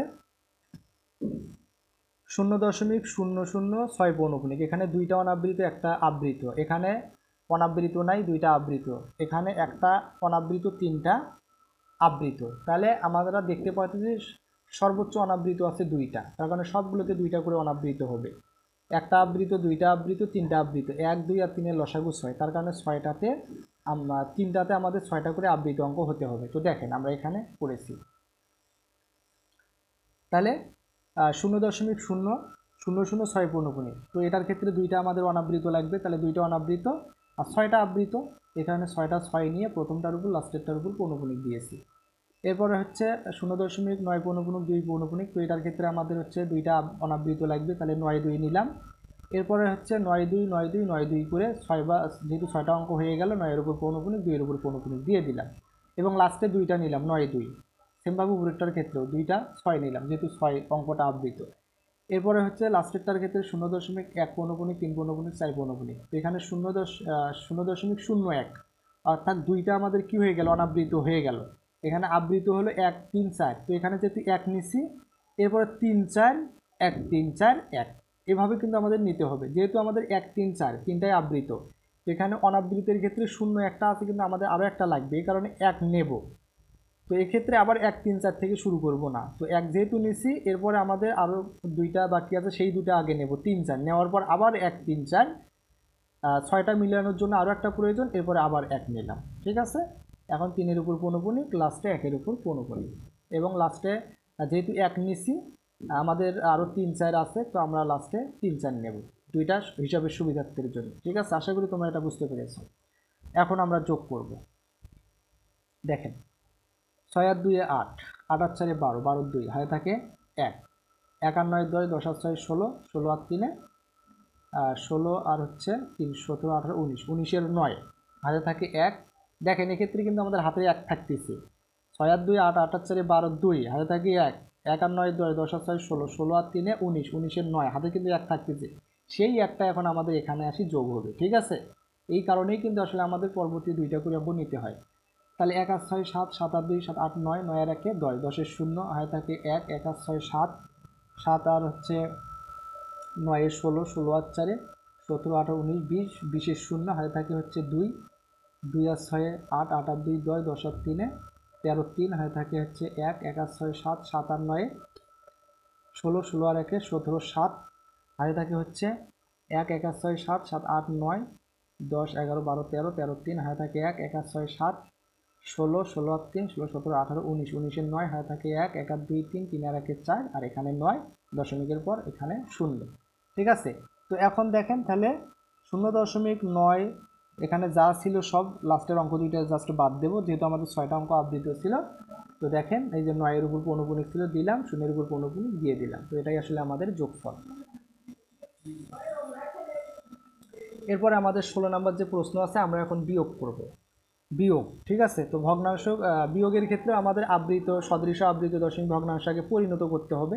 তো এটার ক্ষেত্রে দেখতে পাচ্ছি দশমিকের পর অনাবৃত নাই, আবৃত আছে একটা, আর এটার ক্ষেত্রে দেখতে পাচ্ছি দশমিকের পরে একটা অনাবৃত একটা আবৃত। তো অনাবৃত সবগুলোতে দুটাতে একটা করে অনাবৃত হতে হবে, আর যেহেতু একটা আবৃত একটা আবৃত, 1 আর 1 এর লসাগু 1, দুইটাতে একটা করে আবৃত অঙ্ক হতে হবে। তো দেখেন 3.4 পৌনপুনিক, তো এটার ক্ষেত্রে আমরা কি করেছি, একটা অনাবৃত লাগবে, তাহলে 3 একটা 4 নিলাম, আবার একটা আবৃত 4 পৌনপুনিক দিলাম। এরপর হচ্ছে 2.1 অনাবৃত হলো, 3 পৌনপুনিক আবৃত হয়ে গেল, এবং লাস্টে বিয়োগের ক্ষেত্রেও আমরা দুইটা করে অঙ্ক নেব। আশা করি তোমরা এগুলো বুঝতে পারতেছো।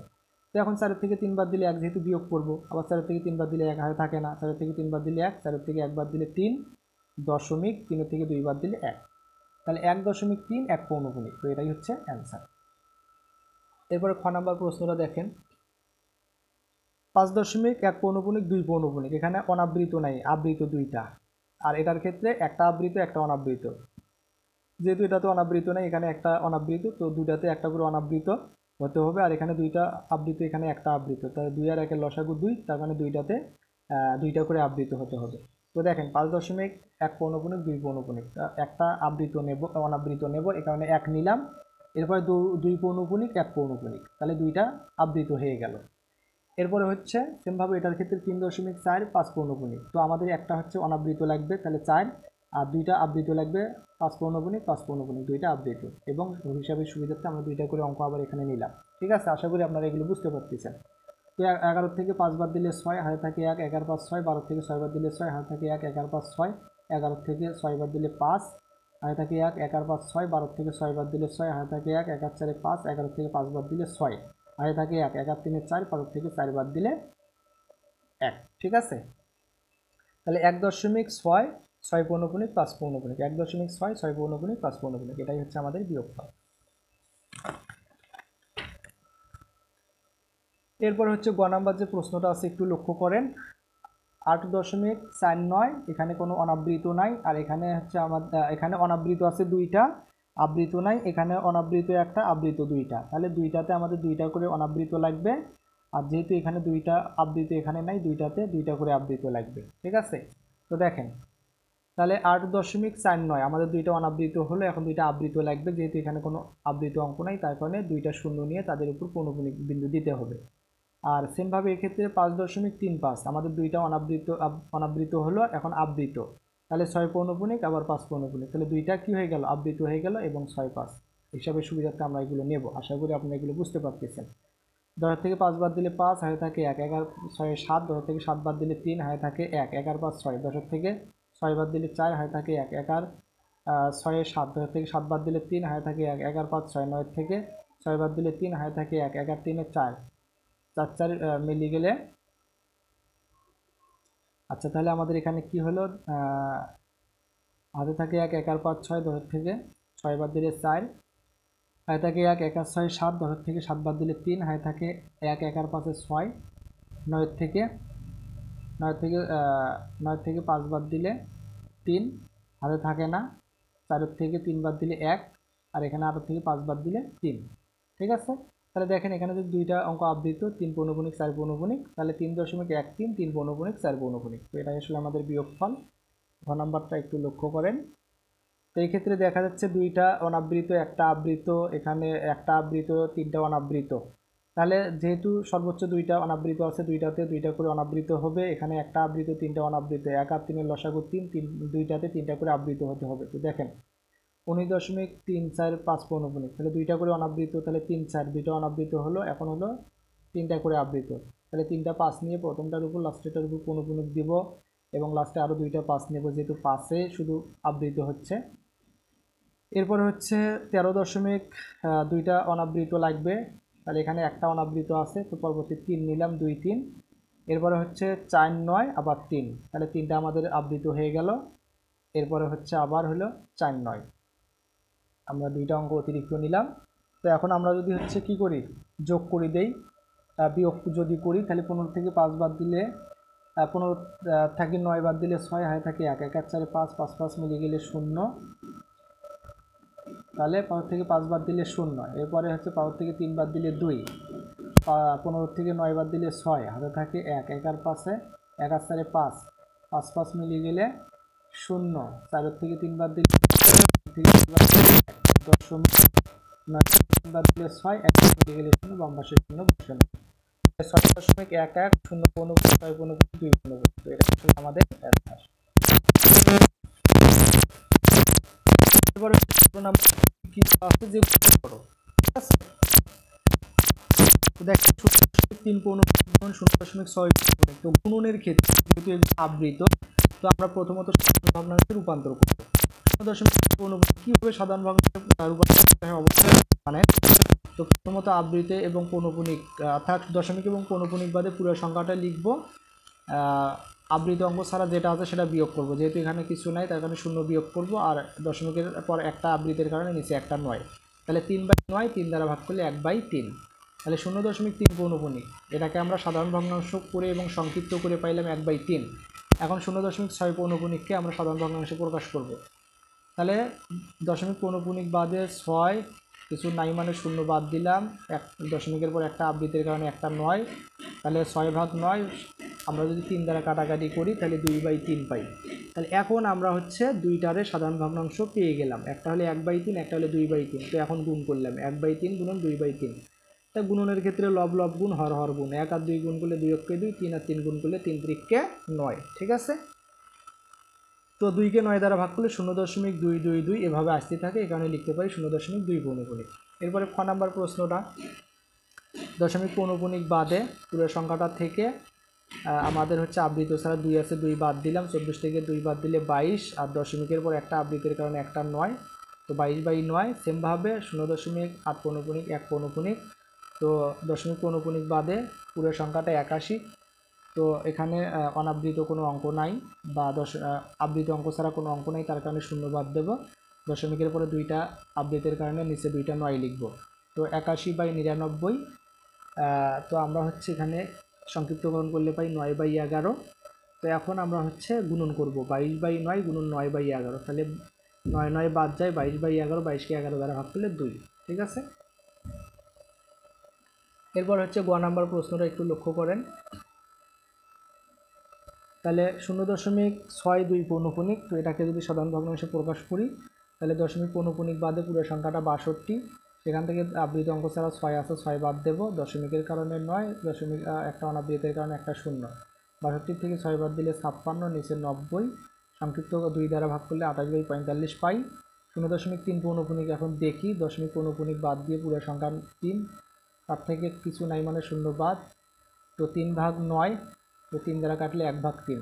তো একটা পাইলাম হচ্ছে 28/45, একটা হচ্ছে 1/3। তো এখন গুণ করলাম 28কে 28, 3 আর 45 গুণ করলে আমাদের হয় হচ্ছে 135। ঠিক আছে, তো 28কে 135 দ্বারা ভাগ করলে আমরা পাই হচ্ছে 0.2074074 ডট ডট। তো এক্ষেত্রে যেহেতু আমরা দেখতে পাচ্ছি যে 074 বারবার আসতেছে, এই কারণে 0-এর উপর পৌনপুনিক, 7-এর উপর পৌনপুনিক, 4-এর উপর পৌনপুনিক। তো এই ক্ষেত্রে প্রথমে এবং লাস্টেরটার উপর পৌনপুনিক দিলে মাঝখানেরটার উপর পৌনপুনিক আছে বোঝায়।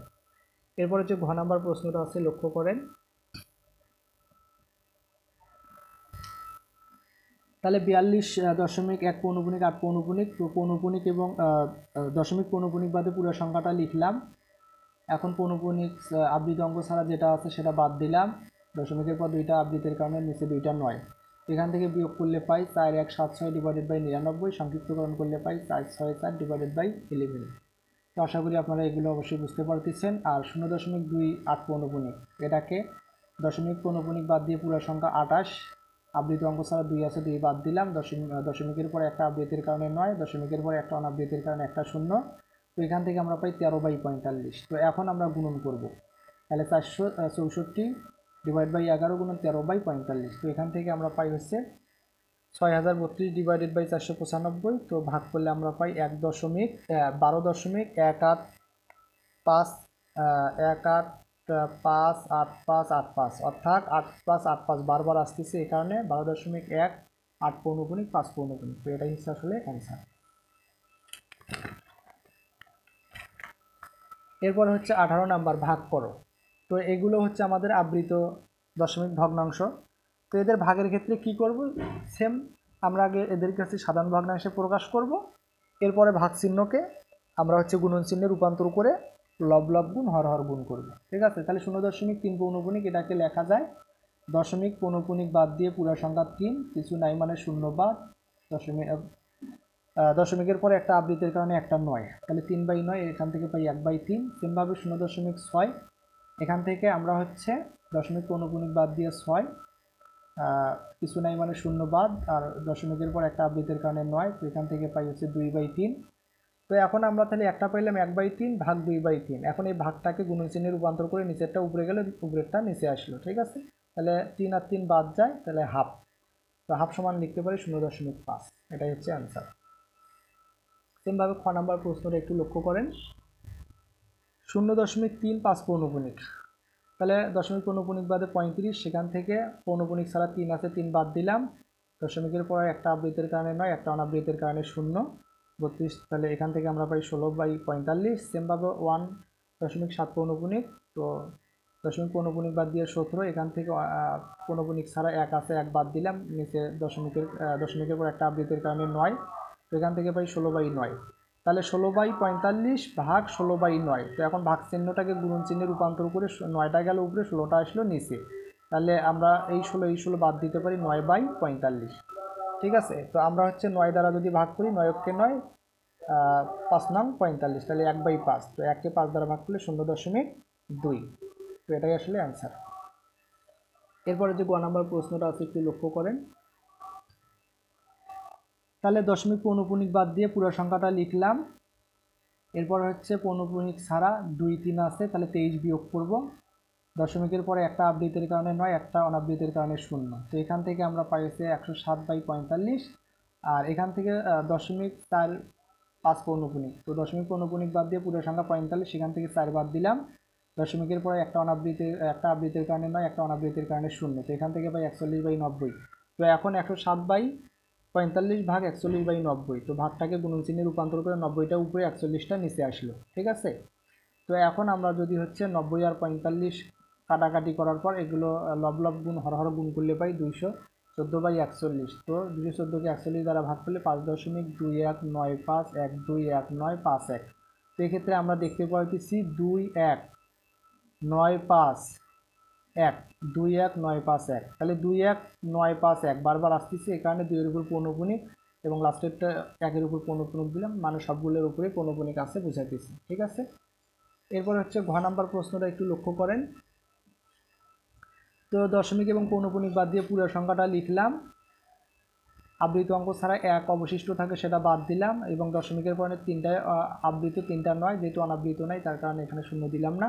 তো এখান থেকে আমরা পাই হচ্ছে 1184 ডিভাইডেড বাই 3টা 9 আর 0.2 পৌনপুনিক 4 পৌনপুনিক। এটার ক্ষেত্রে দশমিক পৌনপুনিক বাদে পুরো সংখ্যাটা লিখলাম, যেহেতু আবৃত অঙ্ক ছাড়া কোনো অঙ্ক নাই, এখানে 0 বাদ। এরপরে হচ্ছে 2টা আবৃতের কারণে নিচে 2টা 9, অনাবৃত নাই, এখানে 0 দেই নেই। তো এখান থেকে 8/33 পাইলাম। তো এখন আমরা হচ্ছে ভাগটাকে গুণন চিহ্নে রূপান্তর করে 33টা গেল উপরে আর 8টা আসলো নিচে। তো এখান থেকে আমরা ক্যালকুলেশন করে আমরা পাই হচ্ছে 1628 ডিভাইডেড বাই 333। তো ভাগ করলে আমরা পাই 4.8888, অর্থাৎ 4.8 পৌনপুনিক। ঠিক আছে, এরপরে হচ্ছে আমাদের 19 নাম্বার কি বলা আছে একটু লক্ষ্য করেন, যে 4 দশমিক স্থান পর্যন্ত বর্গমূল এবং 3 দশমিক স্থান পর্যন্ত সেগুলোর আসন্ন মান লেখো। তাহলে 4 দশমিক স্থান পর্যন্ত বর্গমূল নির্ণয় করতে হবে, আর 3 দশমিক স্থান পর্যন্ত আসন্ন মান নির্ণয় করতে হবে। তো 4 দশমিক স্থান পর্যন্ত বর্গমূল নির্ণয় করার জন্য আমাদেরকে হচ্ছে দশমিকের পর 4 জোড়া অঙ্ক লাগবে। যেহেতু এখানে আমাদের 12 দেওয়া আছে, দশমিক নাই বা দশমিকের পরে কোনো অঙ্ক নাই, এই কারণে আমরা হচ্ছে একটা দশমিক বিন্দু দিয়ে তারপরে 4 জোড়া আমরা শূন্য নিলাম। ঠিক আছে, অবশ্যই আমাদের এটা করতে হবে। ঠিক আছে, আমাদের যদি 4 দশমিক স্থান পর্যন্ত বর্গমূল নির্ণয় করতে বলে, তাহলে দশমিকের পর 4 জোড়া অঙ্ক লাগবে। যদি 5 দশমিক স্থান পর্যন্ত বর্গমূল নির্ণয় করতে বলে, তাহলে দশমিকের পর 5 জোড়া অঙ্ক লাগবে। যদি 2 দশমিক স্থান পর্যন্ত বর্গমূল নির্ণয় করতে বলে, দশমিকের পর 2 জোড়া লাগবে। ঠিক আছে, আর যদি কোনো অঙ্ক না থাকে আমরা এভাবে শূন্য নিয়ে পূরণ করব, এক্ষেত্রে মানের কোনো পরিবর্তন হবে না। তাহলে এখন ওই যে ভাগের নিয়মে যেভাবে আমরা বর্গমূল নির্ণয় করি সেভাবে করব। তাহলে 12 এর পূর্ববর্তী বর্গ সংখ্যা 9, 9 এর বর্গমূল 3, যা আমাদের এখানে বর্গমূলে লিখতে হবে। এখানে 3 লিখলাম। এখন হচ্ছে 3কে 2 দ্বারা গুণ করতে হবে, তাহলে 3 2 গুণ 6, সেই 6টা আমরা এখানে 6 লিখলাম। 12 থেকে 9 বাদ দিলে 3, যেহেতু 3-এর ভিতরে এরপর হচ্ছে 3-এর পরবর্তী যে জোড়া আছে আমরা সেটা নামাইলাম, তাহলে 300 হয়ে গেল। এখন আমরা 6-এর পরে এমন একটা অঙ্ক এখানে বসাবো, যেই অঙ্কটা বসাবো সেই অঙ্কটা দ্বারা পুরাটাকে গুণ করে, যেমন এখানে 4 বসাইছি, এখন 4 দ্বারা পুরাটাকে গুণ করি, আমাদের যে এখানে 300 আছে 300 সমান অথবা কাছাকাছি হয় এরকম একটা অঙ্ক বসাবো। সেখানে যদি 4 বসাই, 4 দ্বারা গুণ করি, তাহলে হয় 256, অর্থাৎ 300 সমান অথবা কাছাকাছি। যদি 5 নিতাম, 5 দ্বারা গুণ করতাম, তাহলে 300 চাইতে অনেক বেশি হতো, এই কারণে নেওয়া যাবে না। ঠিক আছে, তাহলে এমন একটা অঙ্ক বসাবো যে অঙ্কটা দ্বারা পুরোটাকে গুণ করলে এখানে যেটা হবে সেটা সমান অথবা কাছাকাছি হয়। ঠিক আছে, এখানে 4 নিলাম, 4 দিয়ে গুণ করলে তাহলে 256। এখানে যেহেতু 4 নিয়েছিলাম, তো বর্গমূলেও আমাদের দশমিকের পরে 4 নিতে হবে। যেহেতু আমরা দশমিকের পরে 2টা শূন্য নিয়ে কাজ করতেছি, এই কারণে দশমিক দিয়ে তারপরে এখানে যে 4 নিচ্ছি এখানে সেই 4 নেব। এখান থেকে বিয়োগ করলে 44, পরবর্তী জোড়া আমরা নামাইলাম। ঠিক আছে, তো এখন আমরা হচ্ছে এখানে 34 হলো, মনে মনে দশমিকটা বাদ দেবেন, তাহলে 34। এখন 34কে 2 দ্বারা গুণ করলে কত হয়? 68, সেই 68 এখানে নিতে হবে। এখন 68-র পরে এমন একটা অঙ্ক বসাতে হবে যেই অঙ্কটা দ্বারা পুরোটাকে গুণ করলে এটার সমান অথবা কাছাকাছি হয়। তো এখানে যদি 6 নেই, সেই 6 দ্বারা যদি পুরোটাকে গুণ করি তাহলে হয় 4116। তো এখানে যেহেতু 6 নিয়েছিলাম সেই 6টা এখানেও নিতে হবে, ঠিক আছে। তো এখান থেকে বিয়োগ করলে আমাদের হয় হচ্ছে 284। তো পরবর্তী জোড়া নামাইলাম। তো এখন এখানে দশমিক বাদ দিয়ে 3 4 6 হলো কিন্তু। তো 3 4 6কে 2 দ্বারা গুণ করলে যেটা হবে সেটা আবার এখানে নিতে হবে। তাহলে 3 4 6 অর্থাৎ 346কে 2 দ্বারা গুণ করলে 692, ঠিক আছে। এখন আমরা হচ্ছে এখানে এমন একটা অঙ্ক বসাবো যেই অঙ্কটা দ্বারা পুরোটাকে গুণ করলে যাতে এটা সমান অথবা কাছাকাছি হয়। তো এখানে যদি 4 নিই, 4 দ্বারা গুণ করি তাহলে আমাদের হয় 27696, আর এখানে 28400, ঠিক আছে। তো এখানে যদি 4 নিয়েছিলাম আমরা বর্গমূলেও এখানে কি নেব, 4 নেব। তো এটা থেকে এটা বিয়োগ করলে 704 হয়। পরবর্তী আরও একটা জোড়া আছে সেটা নামাইলাম, ঠিক আছে। তো এখন দশমিক বাদ দিয়ে আমরা এখানে অঙ্ক কয়টা পেলাম, 3 4 6 4। তো এখন এই পুরো সংখ্যাটা 3464, এটাকে 2 দ্বারা গুণ করলে যেটা হবে সেটা আমাদের আবার এখানে লিখতে হবে। তাহলে 6928 হয়। তো এখন এটার পরে এমন একটা অঙ্ক বসাবো যাতে ওই অঙ্কটা দ্বারা গুণ করলে এটা সমান অথবা কাছাকাছি হয়। তো এখানে যদি 1 বসে 1 দ্বারা গুণ করলে 69281 হয়, যা আসলে এখানে 77400, এটা সমান অথবা কাছাকাছি। তো বিয়োগ করলে হয় 3টে 1 9। তার মানে আমাদের কিন্তু হলো সবগুলো অঙ্ক নিয়ে 4 জোড়া অঙ্ক নিয়েই কিন্তু আমরা এখানে কাজ করলাম, ঠিক আছে। তো এখানে দেখেন দশমিকের পরে কিন্তু আমাদের 4টা অঙ্ক আসছে। 4 দশমিক স্থান পর্যন্ত বর্গমূল নির্ণয় করছি। 3.4641, দেখেন 3.4641 আমরা কিন্তু পেয়ে গেলাম। তো আমাদের এখন 3 দশমিক স্থান পর্যন্ত আসন্ন মান নির্ণয় করতে বলছে। তো যত দশমিক স্থান পর্যন্ত আসন্ন মান নির্ণয় করতে বলবে তারপরের অঙ্কটি আমাদেরকে এখানে 3 দশমিক স্থান পর্যন্ত নির্ণয় করতে বলছে।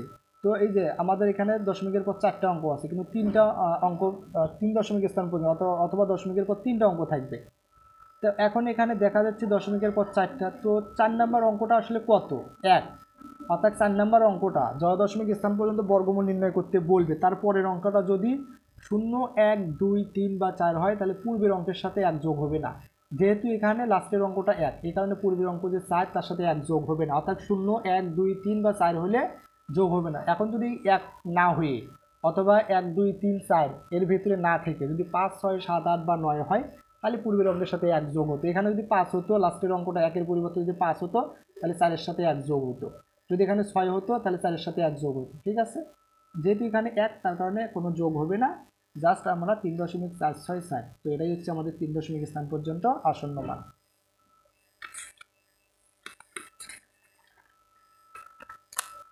সেমভাবে আমাদের খ নাম্বার যে প্রশ্নটা দেখেন 0.2 পৌনপুণিক 5 পৌনপুণিক। তো এটা হচ্ছে আমরা 4 দশমিক স্থান পর্যন্ত বর্গমূল নির্ণয় করব 3 দশমিক স্থান পর্যন্ত আসন্ন মান।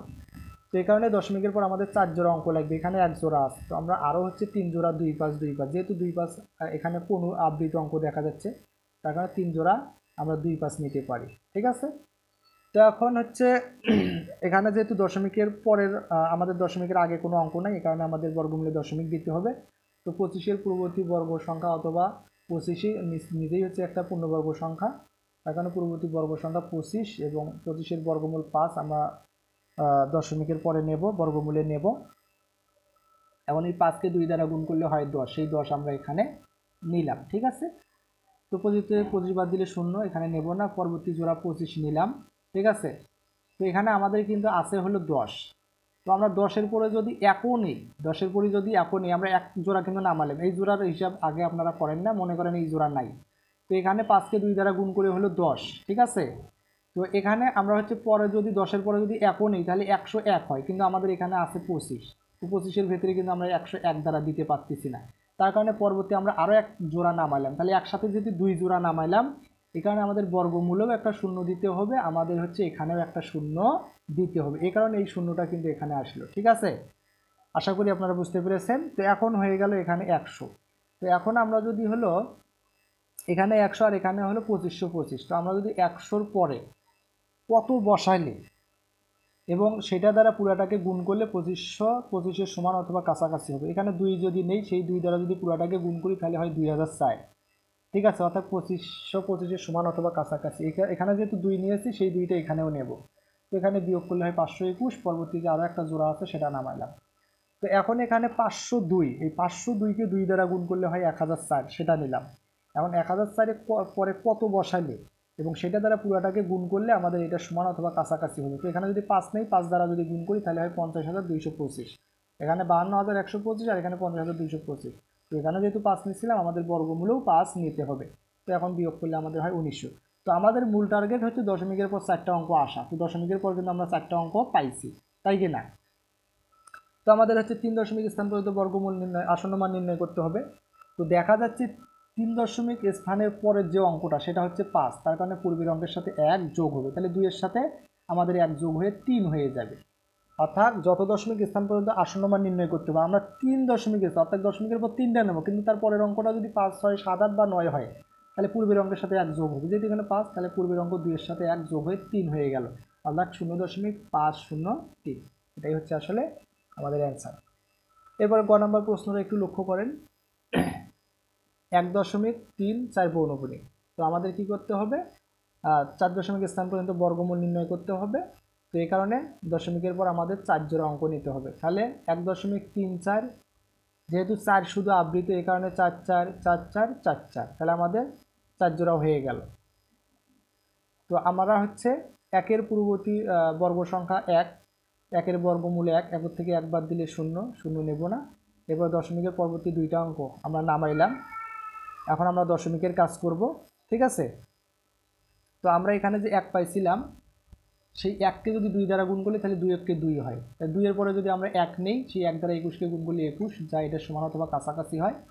তাহলে এখান থেকে বিয়োগ করলে আমরা পাই 13, পরবর্তী জোড়া আমরা 44 নামালাম। তো এখানে যেহেতু আমরা 1 নিয়েছিলাম, সেই 1 কিন্তু আমরা এখানে বর্গমূলেও নেব, যেহেতু দশমিকের কাজ দশমিকের পরে 1, ঠিক আছে? তাহলে আমাদের এখানে হলো 1344। তো এখন 1 আর 1 মিলে 11, তাহলে 11কে 2 দ্বারা গুণ করলে হয় 22, সেই 22 আমাদের এখন এখানে নিতে হবে। তো 22-এর পরে এমন একটা অঙ্ক বসাতে হবে যে অঙ্কটা দ্বারা পুরাটাকে গুণ করলে যাতে 1344-এর সমান অথবা কাছাকাছি হয়। তো এখানে যদি 5 নেই, 5 দ্বারা যদি গুণ করি তাহলে হয় 1125, ঠিক আছে? যে 5টা এখানে নিয়েছিলাম সেই 5টা আমাদের বর্গমূলেও নিতে হবে। তাহলে দেখেন, এখন যদি আমরা এখান থেকে বিয়োগ করি তাহলে আমরা পাই হচ্ছে 219। পরবর্তী যে আমাদের আর একটা জোড়া আমরা নামালাম, আমাদের আরও একটা জোড়া আছে, এখানে একটা জোড়া নামাছিলাম, এখানে একটা জোড়া নামালাম, এখানে একটা জোড়া নামালাম, আরও একটা জোড়া কিন্তু আছে। তো এখন দেখেন এখানে আমাদের 115, 1 1 5, 115। তো 115কে 2 দ্বারা গুণ করলে হয় 230, ঠিক আছে? তো 230-এ পরবর্তী অঙ্ক আমরা যদি একটা 9 নেই, সেই 9 দ্বারা যদি পুরাটাকে গুণ করি তাহলে আমাদের 20,781, অর্থাৎ এটার সমান অথবা কাছাকাছি। এখানে 9 নিয়েছিলাম, সেই 9টা এখানেও নেব। তো বিয়োগ করলে আমাদের হয় হচ্ছে 1161, ঠিক আছে? তো দেখেন আমরা হচ্ছে আমাদের এখানে 3টা অঙ্ক হয়েছে, আরও একটা অঙ্ক লাগবে। পরবর্তী যে জোড়া আছে সেই জোড়া আমরা এখানে নামাইলাম। তো এখন এখানে 1159 হলো। এখন এই 1159 অর্থাৎ 1159কে যদি 2 দ্বারা গুণ করি তাহলে আমাদের হয় কত? 2318 হয়, 2318, ঠিক আছে? এটা হলো। তো এখন এটার পরে এমন একটা অঙ্ক বসাইতে হবে যে অঙ্কটা দ্বারা গুণ করবে। এখানে যদি 5 বসাই, 5 দ্বারা যদি পুরাটাকে গুণ করি তাহলে আমাদের হয় হচ্ছে এটা সমান অথবা কাছাকাছি হয়ে গেল। এখানে যেহেতু 5 নিয়েছিলাম, আমাদের বর্গমূলেও 5 নিতে হবে। তো বিয়োগ করলে 419। তো দেখেন আমাদের দশমিকের পরে কিন্তু 4টা অঙ্ক হয়ে গেছে। তো এখানে দেখা যাচ্ছে আমাদের 3 দশমিক স্থান পর্যন্ত আসন্ন মান নির্ণয় করতে হবে। তাহলে দশমিকের পর 1 5 9, তাহলে 3টা হয়ে গেল, কিন্তু পরবর্তী অঙ্ক যেটা আছে সেটা কিন্তু 5, তার কারণে পূর্বের অঙ্কের সাথে 1 যোগ হবে। তাহলে 9-এর সাথে 1 যদি যোগ হয় তাহলে সেটা কি হয়ে যাবে? 10 হয়ে যাবে, ঠিক আছে? তার কারণে এখানে আমাদের দেখেন আসন্ন মান কত হলো। এখানে যেহেতু আমাদের 9 ছিল আর পরবর্তী অঙ্ক যে এটা 1595 দশমিকের পরে, তো যেহেতু লাস্টের অঙ্কটা 5, এই কারণে 9-এর সাথে 1 যোগ হবে, 1 যোগ হলে হয় 10, অর্থাৎ আমাদের হয়ে গেল 1.51। যদিও আমাদের 3 দশমিক স্থান পর্যন্ত আসন্ন মান, কিন্তু পুরো 1 যোগ হওয়ার কারণে আমাদের এখন 4টা অঙ্ক হয়ে গেল। তো আমাদের আসলে এটা দেখার বিষয় না, আমাদের নিয়ম অনুযায়ী আমাদের কাজ করতে হবে, ঠিক আছে? আচ্ছা, এখন ঘ নাম্বার প্রশ্নটা দেখেন। 5.13 পৌনপুণিক, 0 পৌনপুণিক, 2 পৌনপুণিক। তাহলে 4 দশমিক স্থান পর্যন্ত মান বের করার জন্য দশমিকের পর 4 জোড়া অঙ্ক নিতে হবে। তাহলে 5.1302, 1302, এখানে আমাদের 302 কিন্তু আবৃত। তাহলে 1302, 2 জোড়া হলো, আবার হলো 3023, অর্থাৎ আমরা আবৃত অঙ্কগুলোই কিন্তু বারবার নিচ্ছি আর কি, আমাদের যেভাবে, অর্থাৎ 302 কিন্তু বারবার আবৃত হচ্ছে, ঠিক আছে? তো আমরা হচ্ছে 4 জোড়া অঙ্ক নিয়ে নিলাম। এখন আমরা কাজ শুরু করব। তো 5-এর পূর্ববর্তী বর্গ সংখ্যা 4, ঠিক আছে, 4-এর বর্গমূল হচ্ছে 2, আমরা এখানে নিলাম, তার থেকে 4 বাদ দিলে 1, তো দশমিকের পরবর্তী এক জোড়া অঙ্ক আমরা নামাইলাম। তো এখন এখানে আমাদের হচ্ছে 2কে 2 দ্বারা গুণ করলে 4, তো 4-এর পরে আমরা যদি এখানে 2 নেই, সেই 2 দ্বারা যদি 42কে গুণ করি তাহলে হয় আমাদের 84। তো এখানে যেহেতু 2 নিয়েছিলাম সেই 2টা আমাদের এখানেও নিতে হবে, কেননা আমরা যেহেতু দশমিকের পরের কাজ করতেছি, দশমিকের পরে 2টা নিতে হবে। ঠিক আছে, তো এখন এখান থেকে বিয়োগ করলে হয় 29, পরবর্তী জোড়া 0 2 আমরা নামাইলাম, তাহলে এখানে আমাদের হয়ে গেল 22, 22কে 2 দ্বারা গুণ করলে 44, তো 44-এর পরে যদি 6 নেই, 6 দ্বারা গুণ করলে হয় 2676, তো বিয়োগ করলে আমাদের হয় হচ্ছে 226। তো এখানে যেহেতু 6 নিয়েছিলাম সেই 6টা এখানেও নিতে হবে। তো এখন 226কে 2 দ্বারা গুণ করলে হয় 452, তো 452-এর পরে যদি আমরা পরবর্তী জোড়া 30 নামাইলাম, তো এখানে যদি 5 নেই, 5 দ্বারা যদি পুরাটাকে গুণ করি তাহলে আমাদের 22625 হয়, তো বিয়োগ করলে আমাদের 5 থাকে। ঠিক আছে, বিয়োগ করলে আমাদের 5 থাকে, তো এখানে যেহেতু 5 নিয়েছিলাম সেই 5টা আমরা এখানেও নেব। তো এখন 2265, এটাকে 2 দ্বারা গুণ করলে আমাদের কত হয়, 2265কে 2 দ্বারা গুণ করলে হয় 4530, 4530, 2265কে 2 দ্বারা গুণ করলে হয় 4530। ঠিক আছে, তো পরবর্তী যে আরও একটা জোড়া 23 আমরা নামাইলাম, তাহলে বিয়োগ করি 5, পরবর্তী জোড়া 23 নামাইলাম। তো এখন এখানে যদি আমরা হচ্ছে একও নেই, তারপরও কিন্তু 523-এর ভিতরে যাচ্ছে না, অর্থাৎ এই অঙ্কটা অনেক বিশাল বড়, আমরা যদি কিছু নাও নেই তাও এটা কিন্তু বিশাল বড়, আর এটা 523। তো যেহেতু এখানে যাচ্ছে না, তার কারণে আমরা এখানে একটা শূন্য দেব, বর্গমূলে একটা শূন্য দেব, সেই শূন্যটা আবার হচ্ছে এখানে বসে বিয়োগ করলে জাস্ট আমরা বিয়োগ করব, তাহলে 523। ঠিক আছে।